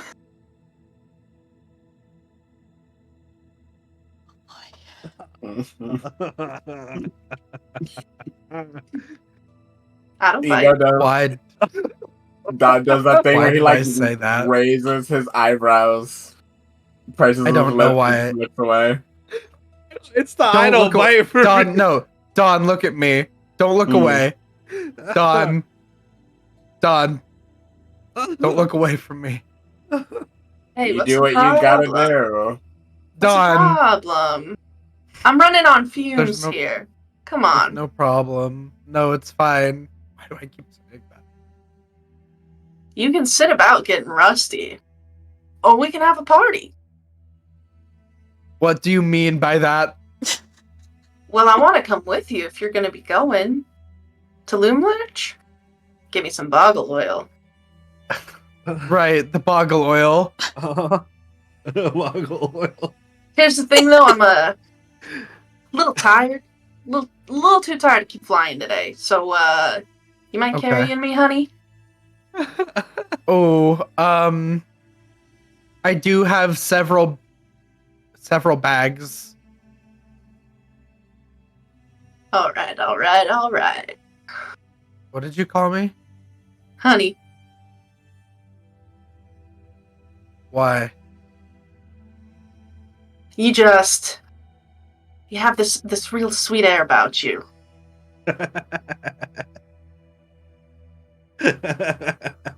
I can tell thanks you're for really the raid. Thanks for the raid.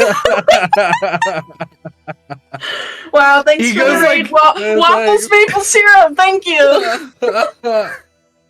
I'm like Real looking out sweet. the window and I'm like, I think I've perhaps been a little bit lax on keeping up my appearances. I can tell you got a real gentle heart.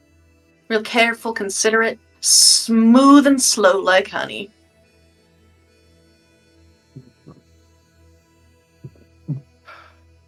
Ego has been having the worst list of pseudo romantic, not romantic encounters in this entire campaign. She's so confused. Thank you. All right. The oil Go can. to sleep now. You don't gotta tell me twice. And this oil can just like clanks down on the edge of your pillow. It's like literally this big, so it doesn't like take up a lot of space.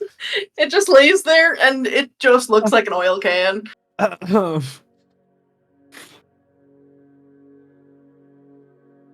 the sexiest oil can I've ever seen. God. Oh, man. Awakened oil can. Yeah. Ego like takes like a bit of hair and is like doing this, like. Ooh. Wow. All right. Oh, no. I'm gonna Oh go. no. Oh no. I'm gonna copy a spell maybe and then rest. I like walk away from the pillow. Yeah, go to like the other side of the treehouse. Yeah. All right, so you're gonna copy some spells. Anything anybody else wants to do? I want to try to play with the Displaced Beast, baby. Okay. We'll get to that in a second. Uh-huh.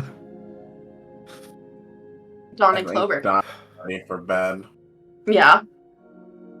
Yeah. Little snoozy guy. I think I'll join in with Aurum playing with Star and Luna, and I'll get the trinket with the ribbon and the feathers and play with them for a little bit, and bring out my portrait of my mom and have her like sit beside me so we can watch the kitties. Yeah. And Star is like super down to play. Like you get the feeling that it takes Star a while to be ready to bed down. But he's actually like pretty good at like, you know, the little wand toy, because like you'll be dangling it over his head like where you think he is. Oh, And then he goes to swat for it, but then suddenly like comes out from somewhere else and like grabs it with his tentacles. He did that to me. It's good. It's neat. Here, I have 2 of them, so I'll give one to Aurum. Oh, jeez.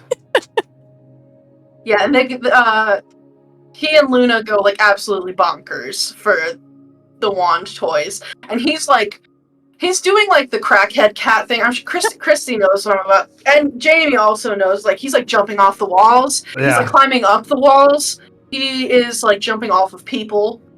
Like he's just going fully into it with reckless abandon. I love him. Luna's a bit more delicate. Luna's more of like an observer, and she like waits to strike, but he is just like raw kitten energy. He's the best. Yeah. He's absolutely the best cat I've seen. The best boy. Eventually, like he kind of like trips over his like tentacles and like will fall, and then is like looking at them, and his like pupils get really big, and then he starts like swatting at his tentacles, like he's trying to catch them. He'll like grab them in his paws and start like chewing on them. Oh. Hey, hey, you're gonna hurt yourself. Hey, stop it. He swats you. You can swat me all you want. It doesn't hurt. Actually, when he hits you with a tentacle, it actually does hurt. It like can pierce your skin. Yeah, I'm not gonna tell him it hurts. It doesn't hurt. He does 4 points of piercing damage to you if you try to stop him. I'm going to. Two bludgeoning, 2 piercing. I'm gonna stop. I'm gonna keep trying to stop him every time he tries to hurt himself. He starts drawing blood. Oh no. And he's very young, so he doesn't necessarily know like what the stopping point is. Oh, Speaking of Speaking of feline crackheads. feline crackhead number 1. What? Oh my god. Oh no, there's food here. Hang on. Oh no. I'll sit there and get myself nice and bloodied off of playing with this cat. Yeah. Eventually, like, if you don't start laying down the law, Luna will, because he'll also kind of like go after Luna and play with her a little bit too hard. And she, just by being like the observant when she is, she like will eventually figure out how to like basically like scruff him and pin him down, and she'll like growl at him when he goes too far. And he will like learn for a little bit, try it again. Maybe you like scruff him and you're like, that! And then eventually he will like back off of the violence a little bit. But yeah. I don't stop unless it really, really hurts. I mean, it's like a giant tentacle, like that is like probably the size of somebody's hand, covered in spikes, like just slapping you super hard, and then the spikes are like piercing into you. Yeah, I can take it like once, and I'd be like, stop, and then I can take it Yeah. again, and then the second time, be like, you gotta stop. Yeah. Ego, what spell are you copying down? So Ego will find a spot in like the little kitchen area or something, and I'm going to flip out my book, use the last of the ink that I got from the Domain of Delight from the Scriptorum, and I'm going to make a big drawing, bigger than I normally have because this one's a 2nd level spell. It depicts myself, Aurum, Dawn, and Clover, all sleeping, and then there's a big collective like thought bubble cloud or dream cloud, and inside of that I am going to draw Dove flipping on her thumb a copper piece coin to do the spell Detect Thoughts. Nice. I love that. That's very cute. That's really cute. Yeah. It's a copper for your thoughts. Yeah. Cute. Yeah. Well, then the group of you can eventually bed down or fall asleep sooner rather than later in the case of Dawn, and get a long rest. And Alrighty, all right. the experience of which we will get to next time on the Wild Beyond the Witchlight, because we're done for tonight. It's bedtime. Woo! Yeah. It is. Yeah, it's getting to be EP times.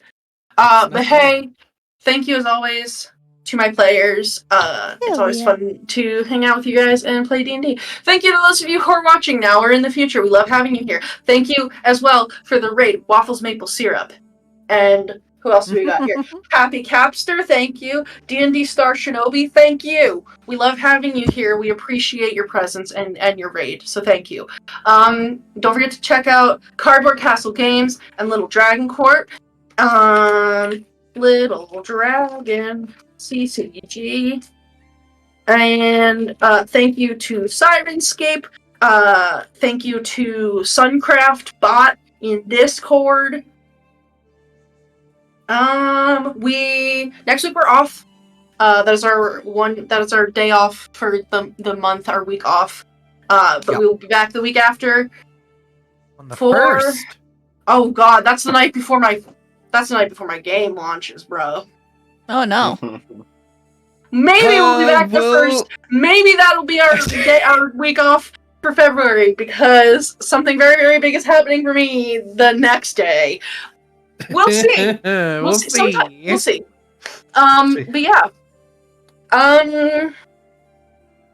Anything anyone else wants to say?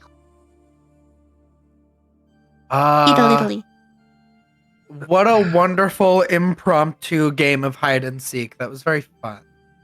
Guards and Thieves. I love it. Guards and Thieves, yeah. Cool. Well, hey, the next time you're trying to completely own a bunch of kids in Guards and Thieves / hide and seek, and also their pet kitten Displacer Beast, don't forget to add your proficiency bonus. And we'll see you back here next time. Ooh, love you, bye. Love you, bye.